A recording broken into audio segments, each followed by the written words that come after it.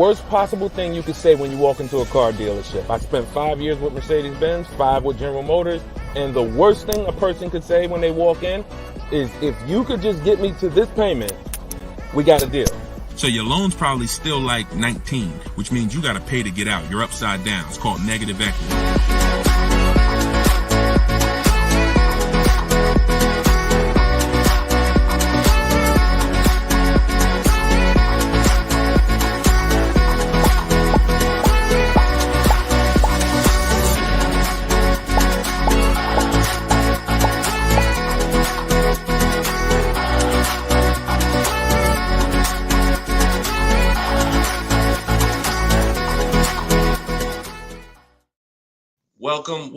Welcome to episode 10 of Car Shopping Questions and Answers. I'm your host, Deshone the Auto Advisor.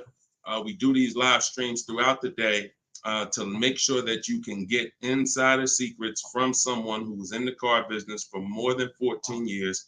Technically, I've been in it since 2006, even though I left in 2020 to focus on educating anyone who's willing to listen. And so those who listen to me, you're going to see throughout this show that they get below market deals. They get cars in 30 minutes from home. They're not going back and forth with negotiating. You don't need down payments. Everything that you may have thought you knew about car buying, quite honestly, a lot of that is going to be dispelled on this broadcast. But we're going to make sure that you know how to get to the money, where the hidden money is in your car deals, and quite honestly, how much you've been overpaying by not having this information. So come on in. I have my man Dolan moderating. We're live on 4 platforms. You guys can start typing your questions. And while we get the first couple questions coming in, let's do some housekeeping. If you're going to spend some time with us on TikTok, if y'all could start tapping the screen, running the likes up so we can let TikTok know that we're about to talk some serious business here. And it lets TikTok know that they need to get some more people over here. So also, you want to share this with your best friend. Last thing you want is for you to use these strategies, save a ton of money, and then your friend a year from now is telling you how they got a car and they got ripped off and they lost thousands of dollars. And then you tell them about our show and they're like, wait, why didn't you tell me about that last year when you were watching? So tag your best friend. Shout out to the sharers. Also, while we're waiting for the first couple questions, let's do some housekeeping. Some of you don't know me. My name is Deshone the Auto Advisor. I'm the author of the new digital book, Cars from Home, 7 Steps to Saving Time, Money, and Avoiding Dealerships. We're rated 4.94 on Goodreads.com. Thank you to everyone who's rated the book. And we just got another rating, which is awesome. We appreciate it. And I'll read a little bit of it just so you can understand the magnitude of what's in this book. And everyone can get it for 75% off while you're here. But this one just came in. It says, this book is outstanding, a must-have for anyone seeking to buy, lease, or even sell a car. It's presented in a very professional, easy to follow, step-by-step manner that covers every situation from buying, leasing, paying cash, using credit, good credit, bad credit. Although I've purchased and leased several cars in my lifetime, I learned new tactics to obtain the best value for my money. Let's go. Appreciate that review, Barry. Thank you so much. So everybody, you could get yours in my TikTok bio or my Instagram bio. You won't leave the broadcast, but get there before the 30 minutes is up so you can get your 75% off. And you can get it in the YouTube or the Facebook comments. We pinned the comment for you so you can get it. And then we'll actually throw this banner up so that you can scan it with your mobile phone camera. If you happen to be watching us on TV, you can scan that QR code right there. All right. So once we get the first question, Dolan, you can shoot it in, brother. All right. And look, if this is your first time, stay by your keyboards. This is a dialogue. This is not something you're just watching. I'm going to ask you questions, and I want you to type your response quick as possible so we can keep the dialogue going. Okay. Let me make sure I can see the Instagram comment. Okay.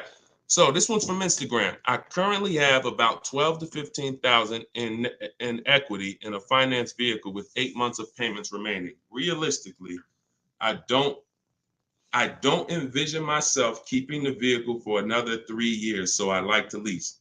Dang. So you're talking brilliant. You're talking brilliant. See, everything you thought you learned, who's heard people say never lease? Let's get some, I'm in rare form tonight. I'm feeling very aggressive, but I'm gonna stay calm and cool. Who's heard you should never lease a car? Type me in the comments. I told y'all, stay by your keyboards so I could understand who I'm talking to. If you were taught never lease a car, type me. Okay, I see you, Maya. All right, I see you, Jet Beauty Jenny. Okay. I see you, Calvin. All right, Calvin on Facebook. I see you, Lady Gail. So every single one of you who were taught that, those people owe you money. Because if you're not keeping your car 8 years, it's impossible to get a great deal if you didn't lease. There's only one exception, and that's if you're buying very inexpensive cars. I call them smart cars, saving money at the right time. $7,000 cars, $5,000 cars, $10,000 cars, that's different. $3,000 cars. But if you are buying relatively new 3, 4, 5, 6-year-old used cars and brand new cars, and you're not keeping them 8 years, you've lost thousands already. So I want you to stop that tonight. So I'm gonna make a claim. I don't mind if somebody makes a very bold claim like the one I just made, but you got to be able to support it. Let me show you something. So Tope got a lease on a BMW $690 a month. It's a $54,000 car. Now somebody else might have that car just like that. You might be watching saying, Deshone, I got the same car. To purchase this car, and what you're going to notice about how I want you to learn, you're going to learn to look at deals with no money going into them. Okay? See, where the confusion comes in is when down payments start coming in. When you start evaluating deals with no money going into them, you can evenly measure them. It's apples to apples, even in different scenarios. So no money down, she's driving a $54,000 BMW. Now she used our system, she got bids, so she didn't negotiate for this. She stayed at home and let these deals come to her. That same car would be $1,100 a month to buy, because some of you know every $5,000 on a purchase price, every $5,000 that you're going to borrow on a loan, on a 5-year loan, is about $100 a month, depending on the interest rate. Now, I want to give you a scenario that will never happen, but I just want to hammer home that if you didn't lease, but you should have leased, you can't get a great deal. And we're going to stop doing that. Now, watch this. Let's say you happen to walk in and you're looking at the same BMW Tope got. Brand new BMW, never driven before. What would be an unbelievable discount for that vehicle? You just so happen to catch a deal asleep in desperation mode. He says, look, I got to get rid of this car right now. What would be an unbelievable discount off a brand new BMW? Like the best deal that you could realistically get, where you would say, man, he took off all of that money. Throw some numbers out there. I'm about to prove my point. Why it doesn't matter how much money you save. If you put your deal on the wrong foundation, you can't get a good deal. Let's throw some numbers out. You see? Come on. Look, okay, y'all must be thinking. Okay, Coco Love, I like that. 20% off. I like that. So 20% off a brand new BMW. Can we all agree that if you walked in, you got 20% off a brand new car? That would be like, okay, Ted Chu said the same thing on Facebook. I like that. So let's just say, I'm gonna pull up my calculator, right? Pull up my calculator. She walks in, brand new BMW, $54,000. She gets it for 80% of what it costs. That's $43,000. I just told you every $5,000 is about how much per month? $100. So once we put our tax in here, let's not even put all the tax. Let's just round it up to 45. Tax is probably going to take it up to 46 with fees, 47. Let's just say 45. 45,000, y'all. Our payment's $900 a month. 5-year loan. That's with an unbelievable, never before seen discount. Remember that too. What is Tope paying? No money going into the deal. Do you see what I'm saying? Or if it's clicking, type clear. If it's clicking, that's an unbelievable, unheard of deal. Brand new BMW, desperate price. Please take it. I'm paying you to take it. Take 20% off the price. Here you go. You leave thinking, man, I won. I'll never get a deal like that again. What's my payment on this thing? $900. Take a 6-year loan. It's probably $800. Toke paying $690. This is what I'm talking about. It is it does me or you no good for me to show you how we get bids, how we make dealers bid for our business, how we shop for new cars, how we shop for used cars, how we make banks and credit unions bid when you miss this. Lease, if I don't lease and I should have leased, no way to get a great deal. So that's why, and we could throw one more scenario in here, because some of you like Deshone, but I don't buy brand new cars. I know what you're thinking. Let's throw one more scenario. Let's say we get a great price on a used one. That same BMW, used one, great price on a used one. Let's say we knock 35, 40% off the price. 40%. Say we find a 40%. I don't want anyone to accuse me of saying, Deshone, these numbers are just a little too, you're skewing the numbers. We're going extra unrealistic in terms of trying to show, right? So we get a nice BMW, new, good mileage. We knock 40% off that price, $54,000. We pay 60% of what it's worth. That's $32,000 we're paying. With taxes, it puts us at $35,000. What's our payment? $35,000 on a loan. Every $5,000 is $100 a month. What's the payment? I got you, Jet Beauty. I'm doing this for you. She said, one more example. I gave you the brand new lease that Toke got. I gave you the brand new. It doesn't matter. You could go and be knock tons of money off on a new one. And here's the used one. $35,000. Every $5,000 is $100 a month. A payment $700 a month. So people are pulling up. Imagine 3 people pulling up side by side. Toke is in her new BMW 2024, paying $690 a month, no money down. Another buyer pulls up next door that never learned about leasing, but is not keeping their cars long term, because there is a place for buying. It's not about, everyone should be leasing. It's the 8-year rule. I'm talking about you short-term people. You're not keeping your cars 8 years, yet you believe the lies that you shouldn't be leasing. We're going to scrap that tonight. If you're willing to unlearn, tonight will be the last day you believe that bad information. So $690 a month, Toke pulls up. Someone pulls up next to Toke, got a phenomenal deal, think they won. Hey, we got the same car. Oh yeah, man, how much you get? You're not gonna believe this. The dealer gave me 20% off this thing. Oh, that's incredible. How much is your payment on that? Oh, I'm paying $900. Oh, really? Okay. Yeah, no money down though. No money down. Okay, what you paying? I'm paying $690. No money down. Oh, okay. Wow. Other person pull up in the used one. Oh, y'all got the new versions. That look good. That look real good. How much y'all paying? Oh, I'm paying $690 for the new one. Oh, I'm paying $9. Oh, I'm paying $7 for the used one. Do we understand how bad Tope is winning? So you keep believing that old information. It's cost you thousands of dollars.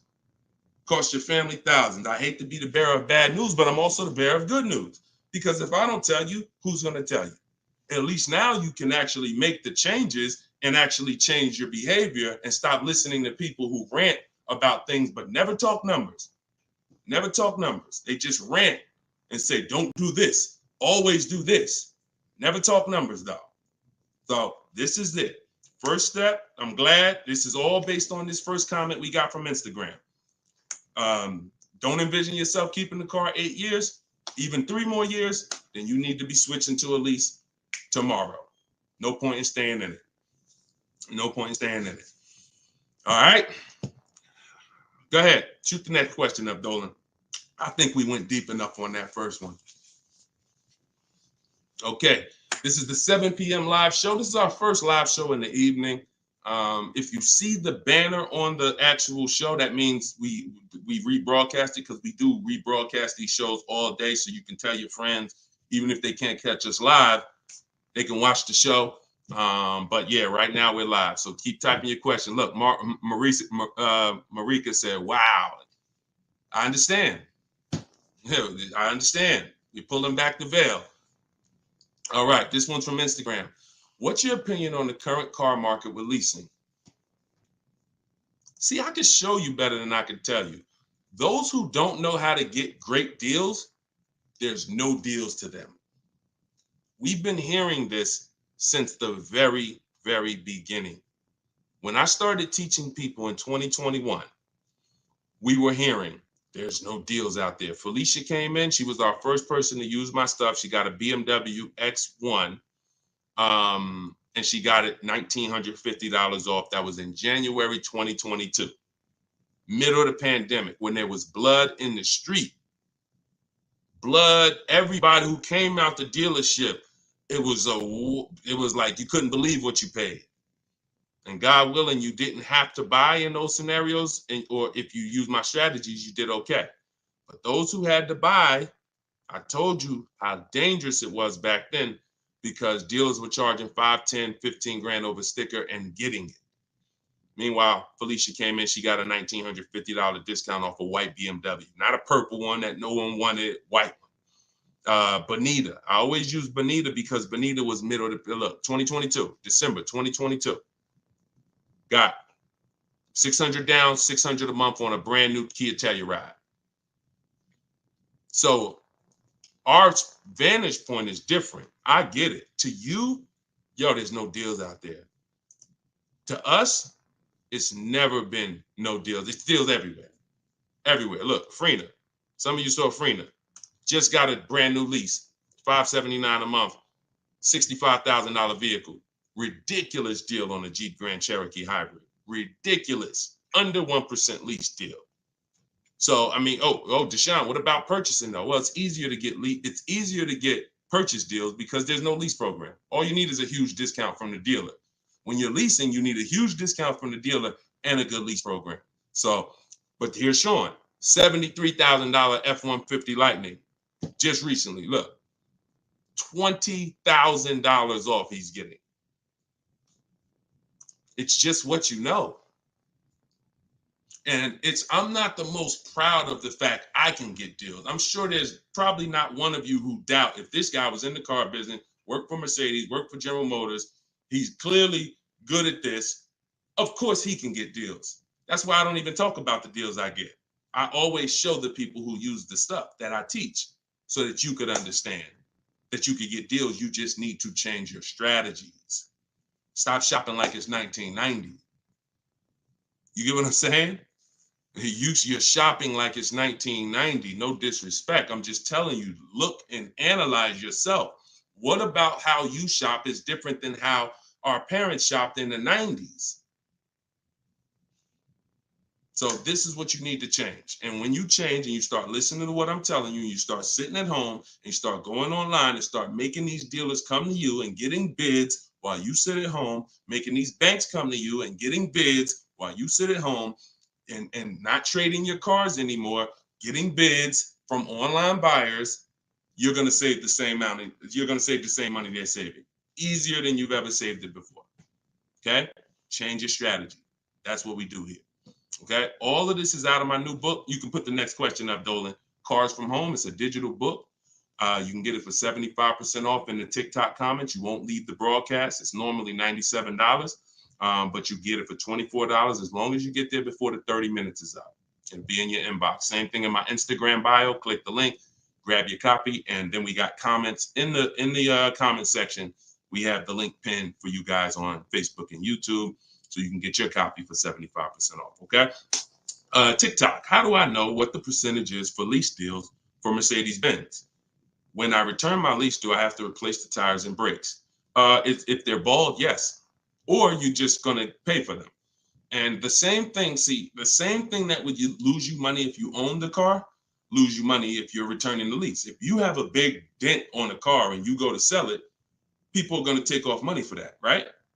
If you go and sell a car and you like, hey, yeah, I want to sell this car, and everybody looks and the tires are completely bald, they're going to take off money for that, right? Exactly. So you have to, now you don't have to run, now most leasing companies give you wear and tear. So I know you may have been thought, oh, I got to keep a lease perfect. No, absolutely not. They give you normal wear and tear. They allow you to have normal wear and tear, scratches, dings, you can even run the tires down pretty low. But when you start getting excess wear and tear, bald tires to the point where they're dangerous, dents, big dents, cracks in the glass, this stuff you're going to be billed for.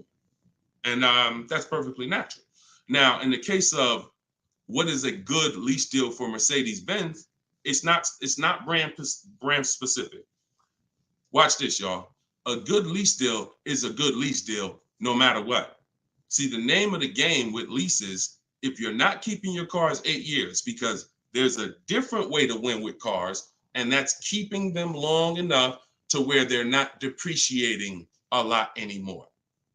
That's usually going to be at least 8 years before you start winning, and you can catch up with the good deals that lease people are getting. You see these payments they're paying.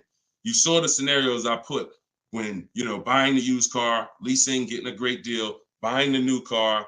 In order for them to catch up to that lease deal, they need to keep their cars a very long time, 8 years minimum, so that they can start to recoup some of the money they're putting into these cars that a person who's leasing isn't.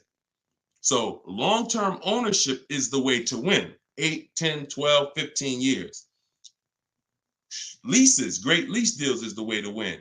But that middle stuff, buying cars, switching them in 2 years, loss. Buying cars, switching them in 4 years, loss. 6 years, loss.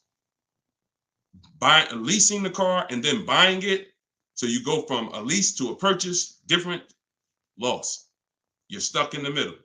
So when we're looking at lease deals, y'all, we're using an old principle, which is the 1% rule. The 1% rule on great lease deals has always been around. As long as I've been in the car business, it was around. So if your lease deal was 1% of the MSRP of the car with no money out of pocket, you stole the car. You stole a car. And I got tons of those deals. I never paid more than that. Before 2019, that was my last time I leased, I had 4 Infinities, and I had 2 Pontiac G6s when I was with GM, and I had a Jeep Grand Cherokee. Those are the cars that I have leased. Matter of fact, I only leased one of the Pontiacs, then I bought a used one. So I had 1 Pontiac, 4 Infinities, and 1 G6. And 1 Jeep. 6 leases I've had, all under 1%. So that's a steal. But what I found is people were signing bad lease deals and not knowing, well, what's a bad lease deal? If that's a steal, then what's a good lease deal and what's a bad one? The only parameter for a bad lease deal is you paid too much for a car you're giving back. So if you pay, and I created the 1.5% rule, what that looks like is if you're leasing a $40,000 car and your payment's 1.5%, 1.5%, that's $600 a month. That is the max. Because when you multiply that by 36 months, you're $21,600. On a $40,000 car, once you take your taxes and everything, you're probably about 44. So paying 21 over 3 years, not that bad. That's the max though. That is the max. Max, you don't go into a dealer, hey, man, you got to get me under 1.5%. No one who's learning from me has a goal to be at 1.5%. If that's the best deal out of all the offers we get, then that's different. But once you go over 1.5%, look, $650 a month, that same car, you're paying $23,000 for. You're paying more than that for a car you're giving back in 3 years. So this is why we had to have that. Now, between 1% and 1.5, that's a good deal. Between 1% and 1.5, good deal. And what's going to dictate where you land on that spectrum is if you're getting bids, because you're not going to get the lowest price from a dealer without getting at least 5 offers. I told you, 80% of dealers are overpriced. Remember that. If you can grasp that, I want you to type the number 80, because you need to understand 80% of dealers in the country are overpriced. I see you. I see you, Steven. Okay, I see you, 223 apparel. All right, TikTok locked in. I see you. Okay, type. When you get that, then you're going to be much more aware that I cannot. I see you. I am Tashan F. Sir. You're going to be much more aware of why you cannot walk into a dealer thinking you're going to get your best deal. Because if there's 10 dealers on the street, 10, now what you should be saying is 8 are overpriced. So I can't gamble and walk in and think, because you can't negotiate and win with an 80% deal.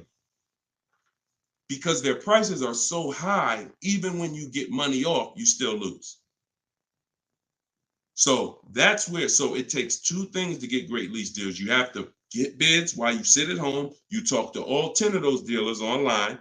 I have the best system for doing that. You could do it your way if you want, but you need to do it. In my book is my scripts and my websites I go to. I go right to the dealer's website. What we say, you just type in what you want. Everything is copy and paste. But you do this so that you can actually get the offers and find out of your 10 dealers, who are the 2 that are the best priced. That's the whole goal.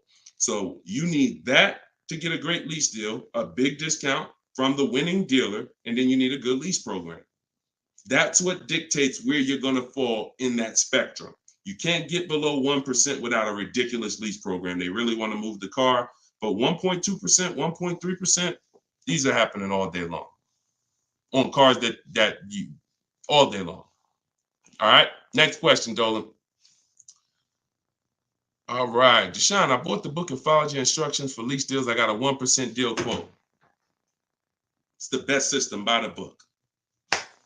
Best $24 you can spend, right? Precision Sound.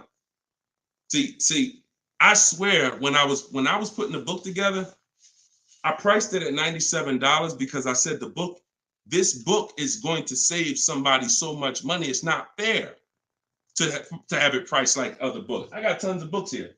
I'll be honest with you. Not many of these books have actually saved me thousands of dollars. A couple of them have. A couple of them strategy, but they serve a different purpose in my life. This will be the book that you look at and say, that book right there saved me thousands and thousands of dollars. So that's the reason why it's $97. But you know what? I'm an author. I said, let's do a special thing.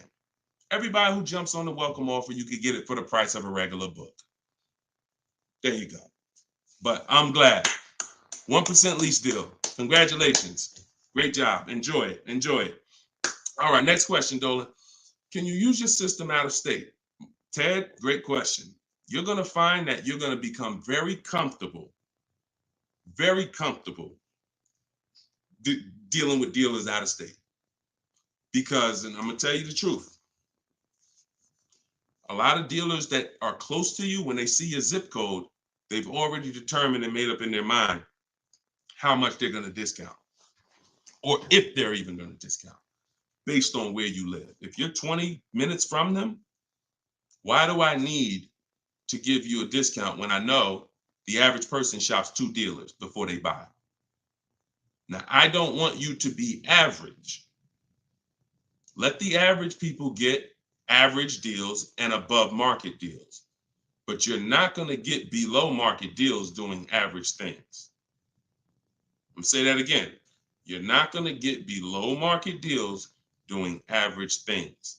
Most dealers know, this is NADA research. This is the company that studies car buyers. People shop 2 dealers and then they buy. So if I'm sitting here watching you and I see a zip code, I'm not going to give you a great, especially if I'm an 80% dealer, forget it.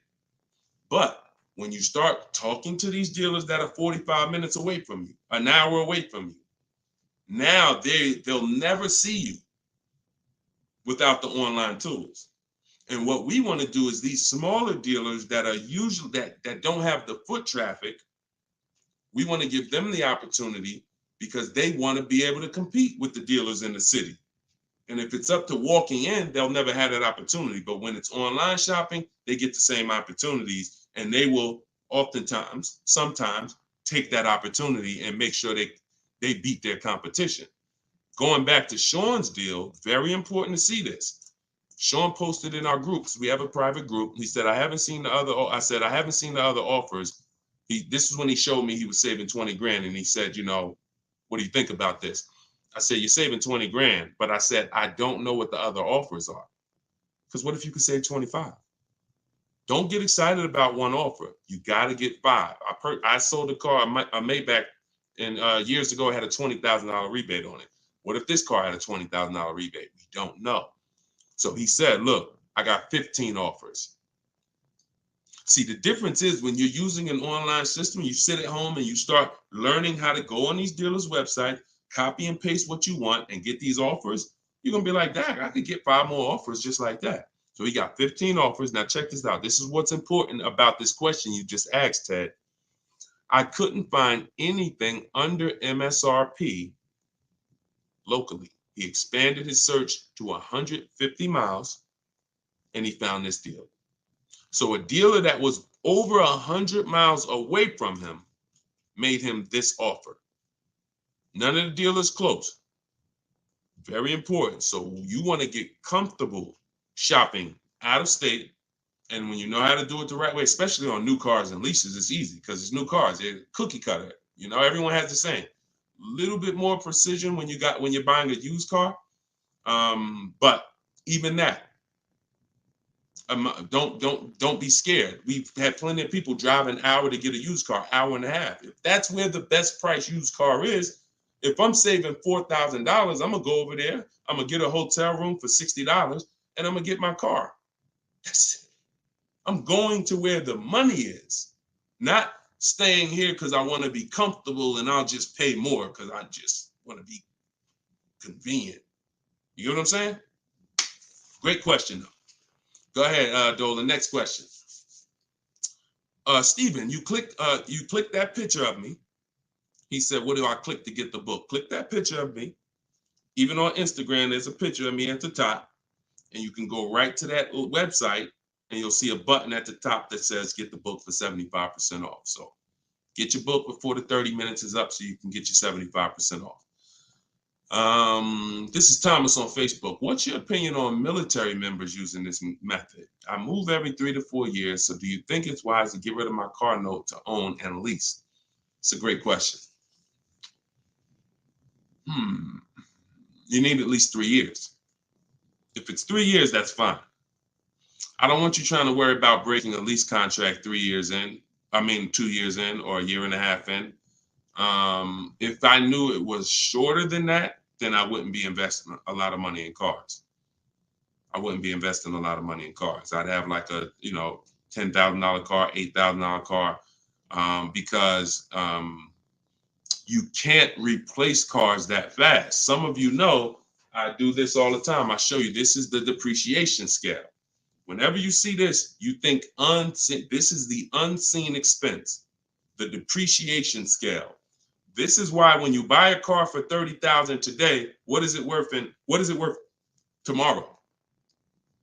If you buy a car for $30,000 today, I want to teach you how to see the hidden money. I call this the hidden money, the unseen expense. You buy a car for $30,000 today, what's it worth tomorrow?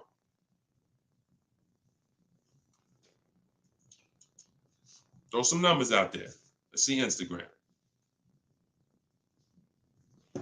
I'm just talking 24 hours later. You bring the car back 24 hours later. Is it still worth $30,000? Right? Look, iHeart said 22. Maybe not that much the next day, but you could be. You could be 25, 29. Look, it's worth less, right? So now that's the beginning. Now you park that car outside your driveway a year. Don't touch it. Don't drive it. You paid $30,000 for it. Come back a year later. What's it worth? Now we're getting into those 25s, 22, 20. Look, you never drove it. You didn't drive it one single mile. That's what we are. And look, that's happening the first 5 years that you have the car. Now, there's one exception, Thomas, if I'm you. if I can get 3 to 4 years, I'm leasing. No doubt about it. 3 to 4 years, I'm leasing. Now, your goal is to, if you got to make a move, you don't want to lose money and you don't want to have a bunch of negative equity. So what you can do, what I would suggest you do, if you don't have the 3 years, then I would buy a pre-owned car. I wouldn't even go with a $10,000 one. I just make sure I get a great price on a pre-owned car, so that with pre-owned cars, you can swap out and you don't lose. Compared to someone who's leasing, though, you will, because you're going to pay about the same amount they're going to pay, but they're going to have a brand new car and you're going to have a used one. But that's the risk you have to take, because if you try to lease and then you end up having to get out of it in a year, no, can't break that contract that easily and you're going to lose money. So if you got 3 years, I'd lease for sure. If you only got 2, then I get a great deal on a pre-owned car. And then that way I'm safe. If I do need to get out of it, I can sell it and probably break even within a 2-year period, because it's not going to depreciate as much as a used car. I mean, as much as a new car. Okay? If you got 3-4 years, man, lease. When a lot of you, when you realize I'm not talking to you who are keeping cars 8 years. If you have a car outside your house for 8 years or longer, type me. Matter of fact, type K. We call that a keeper. You got to be able to distinguish the difference in these scenarios. Anything outside your house for longer than 8 years is a keeper. We're not even comparing leasing. But when your kids come to you and say, Mom, Dad, I want a car, we don't automatically make them this is going to be a keeper. You're going to keep this thing for 8, 9, 10 years. No, I'm not. I'm going to keep this car maybe 5 years. Okay, then you should be leasing. Okay, your spouse. Me and my wife did it all the time. We had one car that we bought. That was the Pontiac G6. And then we would lease a car and we would rotate the lease. So you can have both. But the key is knowing every time you're about to buy a car, the first question is, how many years am I keeping the car?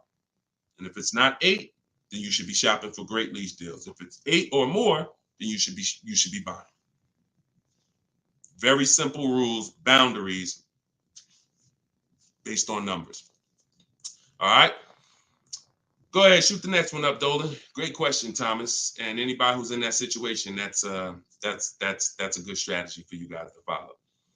YouTube, 6 months left on my 36-month lease, 12,000 miles per year. Things came up and I had to use the car every day, 99,000 miles so far. What can I do?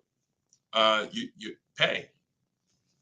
Now, what you can do is you're going to do an equity assessment. There's 3 ways you're going to work that you compare this. 3 ways, and you're trying to see which one is you're going to bite a bullet because you use the mileage. And again, I want to make it clear, had you purchased the car and put that same amount of mileage on it, your value of your car wouldn't have been like this. That's the average driver. Average driver, their value's dropping like this. That's average. You lose, a couple thousand every year, 5,000. You lose percentages. 20% the first year, 15%, 10%, 12%, 10%. That's the average driver. If you bought it, you'd have lost probably 25% in 1 year based on the way you drive. So it's not a matter of, I leased, I shouldn't have leased. No, this is what happens if you don't cater the lease to the lifestyle. And sometimes you have a lifestyle change, but it doesn't change the fact we have to account for the mileage you use. So we're going to do an equity assessment. You're going to see, if I sold this car, because the reason you're going to do this first is because you want to see what the highest bidders would pay. CarMax, Driveway. This is step 2 in my book, equity assessment. CarMax, Driveway, Carvana, Kelly's Blue Book, instant cash offer. Do not use Blue Book. Please do not come to me talking about what Blue Book said your car is worth. We don't use algorithm sites. We get real offers. Cash offers is all that matters to us. Okay? Kelly's Blue Book, instant cash offer.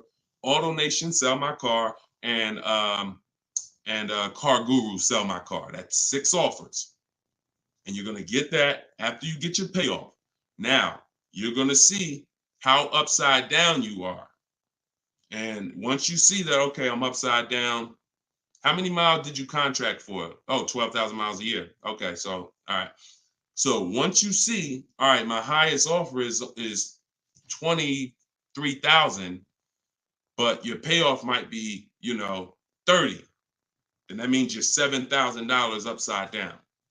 So now you can compare paying that money to now saying, all right, well, what happens if I return the car? Now, this is the second scenario. First scenario, when your over mileage is selling it. What does that look like?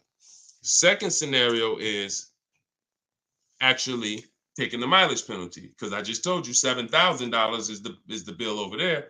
In that scenario, mileage penalty, you contracted for 36,000 miles and you got 99 on it. So 99.8 minus 36,000 miles, you 63,000 miles over, and you're probably going to be charged 25 cents per mile. So that's a $16,000 mileage penalty that's coming if you stayed to the end. So that's why you want to compare selling, paying the difference. If you got some cash on hand, that would be the best way to do it. Now, the last thing that you can do, which is, see, I don't like these scenarios because these are negative equity scenarios with leases, and we really shouldn't. Besides an emergency, we really should not be in negative equity situations with leases, only finances. But your last scenario is, once you see how much your car is worth from the offers, you're now going to try to roll that negative equity over and get someone to pay the bill and wrap the new deal with the negative equity. So you're going to get bids for whatever car you want to replace it with. Whatever car, let's just say you're looking for a Jeep Grand Cherokee, you get bids, get your best offer, and then you're going to tell them, hey, I got this old car here with this type of penalty. I need to wrap it into this deal that's 7,000 or 8,000. That's why you got to know what the market value is. Before you do this, you have to know what the market value is based on offers, so that you know, all right, I got to slap another $7,000 on top of whatever my best deal is, so that I don't get the bill. So if you can pay the bill, pay the bill. If you can't pay the bill, then you need to roll it into the next deal. But the last thing you want to do is drop that car off without doing what I'm telling you, because once that car is grounded, the bill is generated. It's nothing out of it. So everything you have to do is now, because if you ground that car with that mileage, the bill is automatically coming. There's nothing you can do to get out of it. So follow those steps, do the equity assessment. And when you're on those websites I just told you about, if you have a lease, that's going to ask you, are you leasing, financing, or own? Put own. I'm just telling you. And I'm telling you, if you have my book, I explain why you must do that, but I don't have the time to go into detail of why you must do that right now. Okay, just when you're on those websites, put own. And if you have my book, then I'll be walking you through this step by step. But you're more, if this ever happens again, you guys look at this early. You look at this when you're a little bit over miles, not this much over miles. And listen, I know you may have not known, maybe I understand, but for future reference, we want to choose our mileage carefully. And if we find ourselves going over by thousands and thousands of miles, we want to make a move and do this same scenario sooner than later. Okay? Best thing I can tell you. You got to bite the bullet. We just need to find the smallest bullet to bite. Okay? All right, next question, Dolan. That's a good one. Common situation. All right. All right, go ahead, Dolan. All right, here we go. This is Ted. A couple other things real quick. I'm upside down in my current car loan, but the payment is cool. Still want the same or lower payment on the next purchases. This covered in the book. By the way, I already copied the book just in case I have to pivot. Wonderful. Wonderful. So I think you said you were switching to a lease, right, Ted? But you're upside down. So if you are in a finance, what you're going to find with great lease deals is you can usually switch, and if you use what's in that book, get your great lease deal, you'll usually even bring in some negative equity over, you're still going to be in a comfortable payment range, because a purchase is so much higher than a great lease deal. So a purchase, unless you put a ton of money down, a purchase is just so much but you can't control that. All you can do is do your equity assessment, like I walk you through in the book, and then determine what you're going to do with the negative equity. Pay the difference or transfer it. And once you're transferring, you get your bids, and then you bring your negative equity on top and you see what it is. There's no point in worrying about what you can't control. But I can tell you that most times switching from a lease to a finance to a lease, you're getting more car and you're usually dropping your payment, especially if you buy new cars. If you buy new cars, forget it. You're dropping your payment dramatically. So you can still move negative equity over. But even on used cars, you're going to see that just going from a finance, you saw the scenarios. If you were here at the beginning of the show when I started those 3 scenarios, you saw how different the payments were. So that lease gives you so much room to customize, bring over some negative equity, and still be better payment-wise than purchasing. Okay? So yeah, keep me posted, man. Make sure you send me your success story. Thomas just got the book. When will the next session be for the step-by-step breakdown? I don't do a step-by-step breakdown. Look, I'm talking to the public, and here's what I won't do, because it's just not fair. I'm not going to spend a lot of time talking to people who have the book, because the book is step by step. Every now and then, Dolan pulls a question in, great, but I'm talking to people who don't have the book. I'm not going to make the whole show talking to people who have the book, because quite honestly, like I said, I got a lot of books up here. I can't talk to one of these authors. If I'm reading something from, this author over here, but the book is set up in a step-by-step way. So just use it and win with it. All right. Go ahead. Shoot the next question up, Dolan. It just would be corny. That'd be corny. Oh, he's only talking to people that got his book. No, we're not doing that. DJ Flair, YouTube. I haven't gotten APR under 1.4 on a lease. Should I settle? How many offers do you have? Now I'm looking at the comment section, DJ Flair. I need you, if you're going to ask a short question and then I'm asking you a follow-up question, I need you to type fast. And that's a quick look. Number, send. 3, send. 1, send. You know what I'm saying? I can't spend too much time if you're not right close to your keyboard. So okay, let's put it like this. If you don't have, I see you, Coach Troy. Thank you so much. Thank you to the people who support the broadcast too. I appreciate it. And shout out to the sharers. Shout out to the sharers. I see you, Body Gang Nunu. Thanks for everybody that's sharing the broadcast. Your friends will be mad at you if they find out you've been using this stuff and you didn't tell them, especially your best friend, your closest friend. If you've been using this stuff and you didn't tag them, go ahead. Go ahead, type your question, Coach Troy. We'll get to you. All right, I don't think DJ Flair's tapped back in. So here's the thing. The only time we're settling on any lease is when we have at least 5 offers.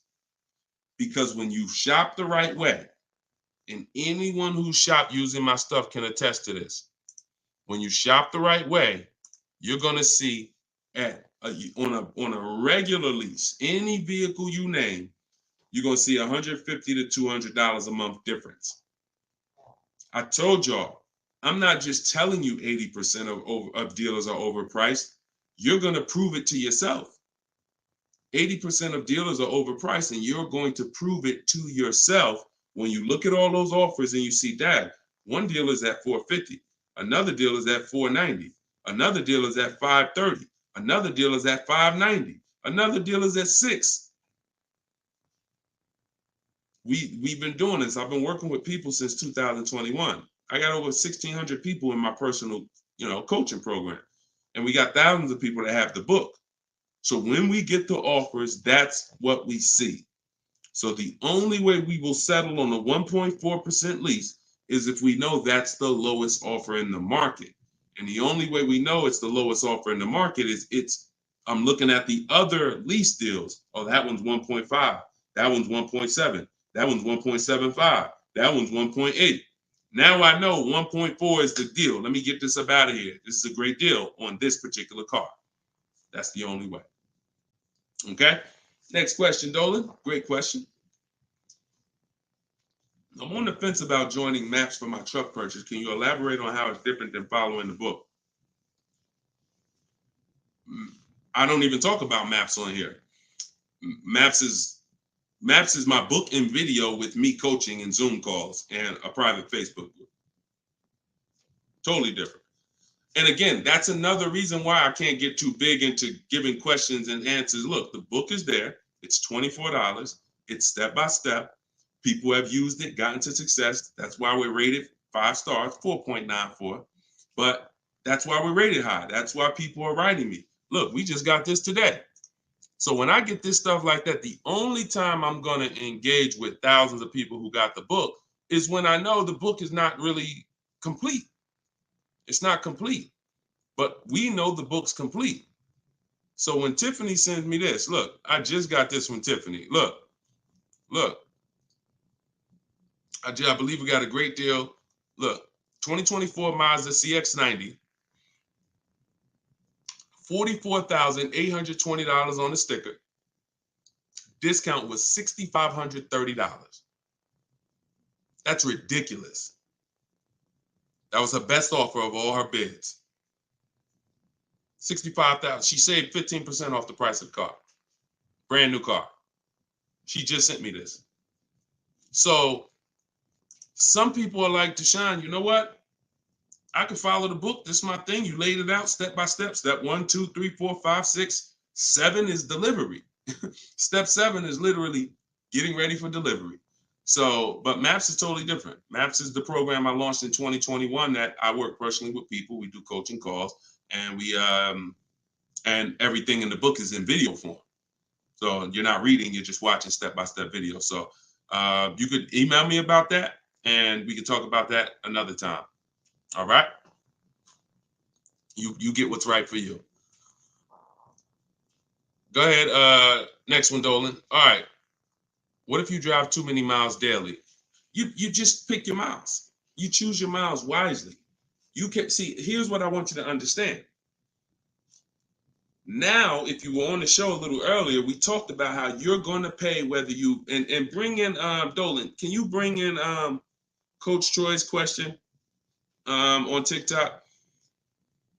Here's what you have to be very clear on. You pay for the miles whether you purchase or lease. That's why I want you to think about that. Depreciation scale. If I drive 0 miles, my car is worth less in a year. If I drive average miles, it's worth less in a year. If I drive high miles, it's worth less in a year. Ain't got nothing to do with whether you leased it or you bought it. If you bought it, that's what's happening. So the purpose of the lease is to know I'm not keeping my car 8 years. So I'm going to look to replace the car while it's dropping in value like this. If I buy it, this is year 1, this is year 2, this is year 3, this is year 4. Once you get about year 6, it starts to round out. You're losing less value, year 7, year 8. But you still need to catch up to the person who leased because they haven't put all this money in the car that you have. That's why it's the 8-year rule. But if you're like, Deshone, I know I'm not keeping the car 8 years. Your goal is to beat the depreciation in. How do I get a car without taking this type of loss? That's a lease. That's a great lease deal. Not an average lease deal, not these commercials. None of these lease deals y'all saw in the show today was based on a commercial. Nothing. They were probably thousands better. Do never look at commercials and think, oh, that's a lease deal. Absolutely not. Absolutely not. So what you're going to do is you're going to assess your miles, see how much you drive to work and back, how many days a week, and you're going to add that up over the year, and you're going to come up with a number. And if it's $18,000 a year, great. I worked for Hyundai for 6 weeks, and I keep the story short, but I worked for them for 6 weeks. I was a manager there. Owner ended up getting indicted. Straight up highway dealer. Like I would never, it's the only dealer where I said, whoa, this ain't for me. No way. Got out of there in 6 weeks. Gave them their car back that they had me driving. I said, I appreciate it. God bless you. So I end up getting, I had a person who was dropping off their lease. And I was doing the paperwork to ground the lease for them. Hey, I was doing the work to ground the paperwork, and to ground the lease, and I saw that he had like 70,000 miles on the car. And I said, "You lease this?" He said, "Yeah, man, I always lease." I said, "Wait, you in sales?" No, he told me. He said, "Yeah, I'm in sales. I drive over 20,000 miles a year. I used to buy my cars, and I just be, all this negative equity. I had to put big down payments. I just, once somebody showed me about leasing, I never stop. I pay my payment, I bring it back after 3 years, get a new one every 3 years." I said, "Wow, that's crazy." Then I looked at his payment, and I saw his payment was only like $150 a month more than a normal payment. It wasn't $500 more a month. It was $150, $175 more to get the additional mileage that he needed. I said, "Man, I'm telling everybody about this," because I had high mileage drivers coming in with same amount of mileage on that he had, 70, 80,000 miles, except they bought it. And now I'm like, "Hey, you got like 12,000 negative equity because your car, you got so many miles on it." And they're like, "Yeah, I know." So before I learned that about high mileage leases, that's what I used to do. I didn't understand it, but now forget it. And that was back in that was 2016. So everything I've learned, I bring it to the public, and I've learned from seeing bad scenarios. So no matter how many miles you drive, as long as you're not doing like Uber or Turo or something where you're renting the car, you're just putting like as many miles as you can on it a year, and you don't really know how much you're going to put on. As long as that's not the case, it's predictable, then for sure. I have 2 strategies in my book for high mileage drivers that don't keep cars 8 years. 2 strategies: high mileage lease, and then something I call 2 cars, 1 payment. High mileage lease, 2 cars, 1 payment, where you split the mileage. You have 1 car you buy, and then you pay that car off, and then you have 1 nice car that you lease, 12,000 miles, and you just split the miles. Either way, stop buying. And now, one more thing, and put the next question up, Dolan. Now, if you're a high mileage driver and you are an 8-year person, great, no reason to lease. There's plenty of cars out there. You buy a car that you can drive 25, 30,000 miles a year. That'll last you 8 years. No reason to lease. See, if you are keeping your cars 8+ years, forget about leasing. If the person who you want to shop for is 8+ years, no reason to lease. I'm only talking to you who are like 6 years, 5 years. Deshone, I'm not keeping it 8 years. You are the ones losing thousands of dollars by not leasing. All right, I see you. All right, so this is Coach Troy from TikTok. And we're live, y'all. Just in case you know, we're live for a couple more minutes. This is our 7 p.m. live. We whenever you don't see the banner on top, you know it's live. Whenever you see, because we rebroadcast these shows because a lot of people can't make them, so you can catch them on pretty much any of our platforms. You can watch the replay, watch the rebroadcast. But we are absolutely live right now. So for a couple more minutes, you can type your questions. This is Coach Troy from TikTok. I have a lease now. My lease is up in June. My credit fell to 573. Can I go for a finance? What I do is I'd get a smart car right now, saving money at the right time. Now, if you have a strong car payment history, that weighs on your profile. Mercedes, tell y'all a story about Mercedes. Mercedes, if you paid Mercedes, your whole world could be crashing down. They'll approve you again. So I would have people come in and say, Deshone, or they'll call me and say, Deshone, my credit's not where it was when I got the Mercedes a couple years ago. What do you think? I said, well, how was the payments on the Mercedes? I never missed one. You're good. Maxed out credit cards don't matter. They look at that. So if you paid the car payment, I go for a lease. If you missed a couple car payments, but if you missed a couple car payments, I'd go for maybe a less expensive lease. Possibly 573 is tough. You need a lot of stuff to weigh, because I have something I teach. It's about profile, not just about score. So profile is how long you've been on your job, the money you make. Probably the 2 biggest indicators are payment history and credit score. But outside of that, that's not all it's based off of. So you got to kind of look and say, all right, if my credit score is low, do I have anything else on my profile that makes the profile look attractive? That could be, you know, that's usually either a car payment that you paid on time, or um, you only missed a few payments and they dropped your score low. If you got like 60, 90-day late, then I would tell you, okay, let's get an inexpensive car, $10,000 car, get something small. I call this a smart car. In my book, I refer to this as a smart car, saving money at the right time. Now, this is a setup car because you're in a rebuild. So your goal is to get the smallest car possible because you pay for size. You don't want to go out and get a huge SUV because you're going to pay for size. If you get something that was brand new, 25,000, I would get it, finance it, try not to get something too old. But the only way you're going to need to get something old is if you're trying to buy an expensive vehicle. If you're trying to buy a Jeep Grand Cherokee that's $45,000 brand new and you're trying to get it for 10 grand, you're going to need it. Old one, and that's usually a sign that we're looking at too much car. So, but if you need an SUV, that's different. But your goal is to sacrifice, get the least expensive quality car. It must last 2 years.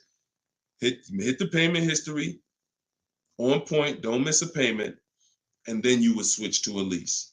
So I don't know enough about your scenario, but I kind of gave you a little bit. And in my book is the details of this: the smart car strategy, and shopping for a lease, and looking at your credit profile. So based on where you're at, you make your move. But either way, it's fine. It's not the end of the world. Tons of people are going to be rebuilding now. Just make sure you're doing it right so that you don't set yourself back with your next car. You want to set yourself up. And a lot of people, when they're in a tough situation, they make another decision that actually sets them back. Okay? Go ahead. Next question, Dolan. Okay, I see. High pride BMW lease. Thanks, Coach Cho. Forget about the gifts. Just get the book. I appreciate you sending the gifts, but I'd rather you have the book because I want you to win.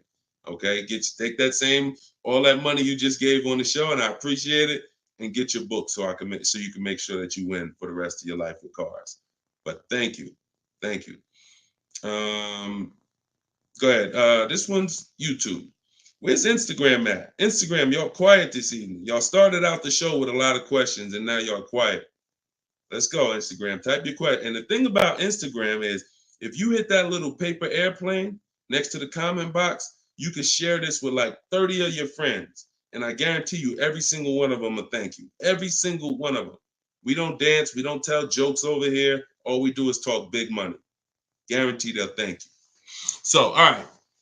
This one, Diana from YouTube. Am I liable for a vehicle that I didn't take possession of? If the paperwork has been sealed, signed, the bank has been notified, if there's a bank involved, you can be, just because you didn't pick it up, but you would have had to sign all paperwork and basically have them turn that paperwork in, which would start the motor vehicle processing, where they're going to register the car in your name. Once this process has moved forward, whether you took the car or not, that vehicle is linked to you. In which case, yes, you are liable. But yeah, it depends. I hate buyer's remorse. Buyer's remorse sucks, y'all. Buyer's remorse comes. You only get buyer's remorse two ways. You got a bad car or you got a bad price, or both. So you need boundaries to get good cars, quality cars. Choose the right cars that you're gonna like, gonna love, gonna enjoy, so that you don't regret the car. Boundaries to make sure you get a quality car, not a car that's gonna be in the shop, not a car that's gonna break down. Boundaries. You need strategy to make sure you actually get enough offers, so when you accept the offer, you paid the lowest price possible. Offers. So those two things, two types of buyer's remorse: the car and the price. The car, that you're shopping, how you shop, choosing cars, taking your time, knowing what websites to go to make sure the car is quality, going to test drive the cars if you're leasing or buying a new car. That's the shopping boundaries. That's how you make sure you don't get a bad car. When you're looking at a used car, narrowing it down, title history, service records, accident history, and then the strategies. The other buyer's remorse is, I don't like the price. I think I could have paid less. I think I'm overpaying. I'm not comfortable. That comes from getting bids and looking at multiple offers. Got to use this. If you don't use this, that's going to continue. It's impossible for you to eliminate that without those two strategies. Boundaries, shopping strategy. Okay? I hate buyer's remorse. Go ahead. No problem, Coach Troy. I appreciate you. Go ahead, Dolan. Next one. Okay. Oh, we got another success story. Let's go. Okay. Thank you, Gina. YouTube success story. Just ordered a 2024 BMW X3 M40 for almost $4K off MSRP plus $3K military discount. Would have never thought about this being possible. Followed your car shopping for people who hate car shopping book. Don't make me drop the microphone up in here. Gina, $7,000 she's saving from home, getting bids. See, look, I love this. I love this. This is empowerment right here. Forget all that other stuff. Forget all the other stuff. Is if you use something and it does not save you money, throw it out. But you got to use it. I knew that if you're willing to use what's in my book, if you are willing to take it, trust my process, these are the results. You don't have to be me. You don't have to be Deshone. Gina's not me. Gina didn't even know about this a month ago. Got the book, used the step-by-steps, saving $7,000 off a brand new BMW M40. X3 M40. Come on. Come on. Congratulations. Enjoy it. Great job. I had dealers beating other dealers' prices. I see. Come on. That's the language that I want you talking. That's empowerment right there. There's no buyer's remorse. There's no potential for buyer's remorse. How? I got dealers competing. Yo, all right, you the best right here. You won. The heck? There's no room for buyer's remorse when people were competing, jumping through hoops. Hey, pick me. Here's my offer. Here's my offer. Here's my offer. Come on. All right. I love it. Good job, Gina. Okay, to everyone else who's like, what book did she use? That's my new digital book. It's called Cars from Home. It was originally called Car Shopping for people that hate car shopping, but now it's called Cars from Home. 7 steps to saving time, money, and avoiding dealerships. Has all my templates for new cars, used cars, leases, everything in there. And it's normally $97, but in my TikTok bio, you can get yours for 75% off. In my Instagram bio, click that link and then get your book. You'll pay $24 instead of $97. And in Facebook, YouTube, we got the comments. We got a comment pinned for you guys to get it. Go to deshonsbook.com right there on the screen. Or if you're watching us on TV, you can just scan that QR code with your mobile phone. I want the success stories. I love the success stories. Love it. All right, go ahead, Dolan. We got a couple more minutes. Go ahead. Next one. Okay, this one's Maria from Instagram. Apologies. I had to serial earlier, so I probably missed the answer. Do we include the fees into the payments when calculating the 1.5% rule? Absolutely. Now, the simple way is you don't have to worry about the fees. You're getting offers. Here's all that's important, Maria, when we're getting our lease offers. Total out of pocket is first month's payment only. If someone submits a deal with no first month's payment, you $2,000, $3,000, because some of them will do that. Can you please, resend the offer with just first month's payment? Then 12,000 miles per year. Then we're getting at least 5 offers. And then what we're doing is we're dividing the monthly payment into the MSRP. Dividing the monthly payment into the MSRP, not the selling price. Doesn't matter the selling price. The selling price is what affects the percentage. That affects the percentage. You need the MSRP so you can judge the deal. MSRP. Divide that into the MSRP. That's all you need to know when looking at lease offers. So I can look at 20 lease offers from 20 different people, As long as they are using the format that I told them to submit me the offer in, I can compare 20 offers in 60 seconds, maybe 2 minutes. Boom, boom, boom, boom. All right, this dealer made the best offer.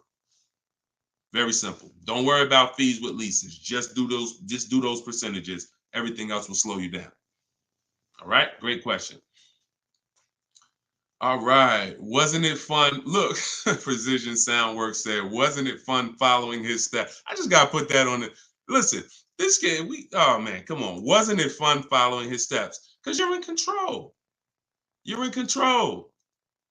It's fun being in control when you've been buying cars. You've been out of control for all your life. You felt intimidated. You felt like, oh, they're gonna get over on me. I'm gonna say the wrong thing. I'm gonna do the wrong thing. Now it's the total opposite. You're in control. So it becomes fun. My man. I love it. All right, go ahead, Dolan. Okay, this one's from TikTok. My brother totaled my car with only liability insurance. What should I do? Talk to the insurance company. Being underinsured is a real thing. That's called exposed. You're out there with exposure. So liability insurance, yeah, and hopefully it was a very inexpensive car, like a $3,000, $4,000 car. I hope you weren't. Hope it wasn't like a $10, $12, $15, $20,000 car. This is why insurance exists. I'm sorry to tell you, like that's some of the worst scenarios. But being underinsured is a real thing. So make sure you're using. I use a company called Insurify.com or Jerry to shop insurance. It shops all the companies for me because you should be shopping for car insurance every single time your car insurance is up. And but yeah, you got to be properly insured because these things happen. Say, look, gap insurance. A lot of people don't know. People will say, "Oh, I won't buy gap insurance," or they'll say, "When I go into the office, never say no to everything." Well, if you needed gap insurance or you needed the right coverage, we either get it from the dealer or we call our insurance company. There's other insurance companies that sell gap insurance, but before we get it from the dealer, we'll call our insurance company or we'll go online. But if you total your car and you owe 25, but the car's net value was 20, you got a $5,000 bill coming. Totaled your car, lost your car. Now here comes a $5,000 bill. Hey, what happened? Gap, exposed. So this insurance thing is very real. So please make sure. I hope it works out for you, but make sure you have proper insurance coverage. All right, go ahead, Dolan. All right. Great questions. Great questions.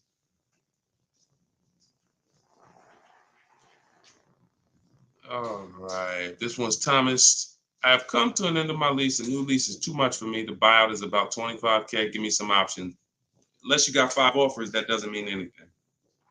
See, the problem is you didn't get 5 offers. So you probably got a lease quote from an 80% dealer who you've been buying cars from, leasing cars from. You come in, hey, what's a new one going to cost me? They're trying to keep you high based on three years ago. Everybody was overpaying and they're trying to keep you high. They're trying to keep their profit. And you look and saying, wow, the new one's 700.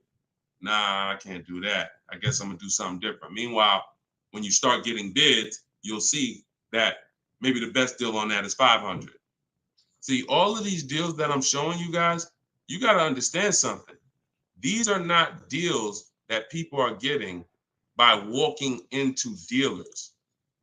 Look, this is Charles. He got a Hyundai Palisade, top 10 most popular SUVs in the country.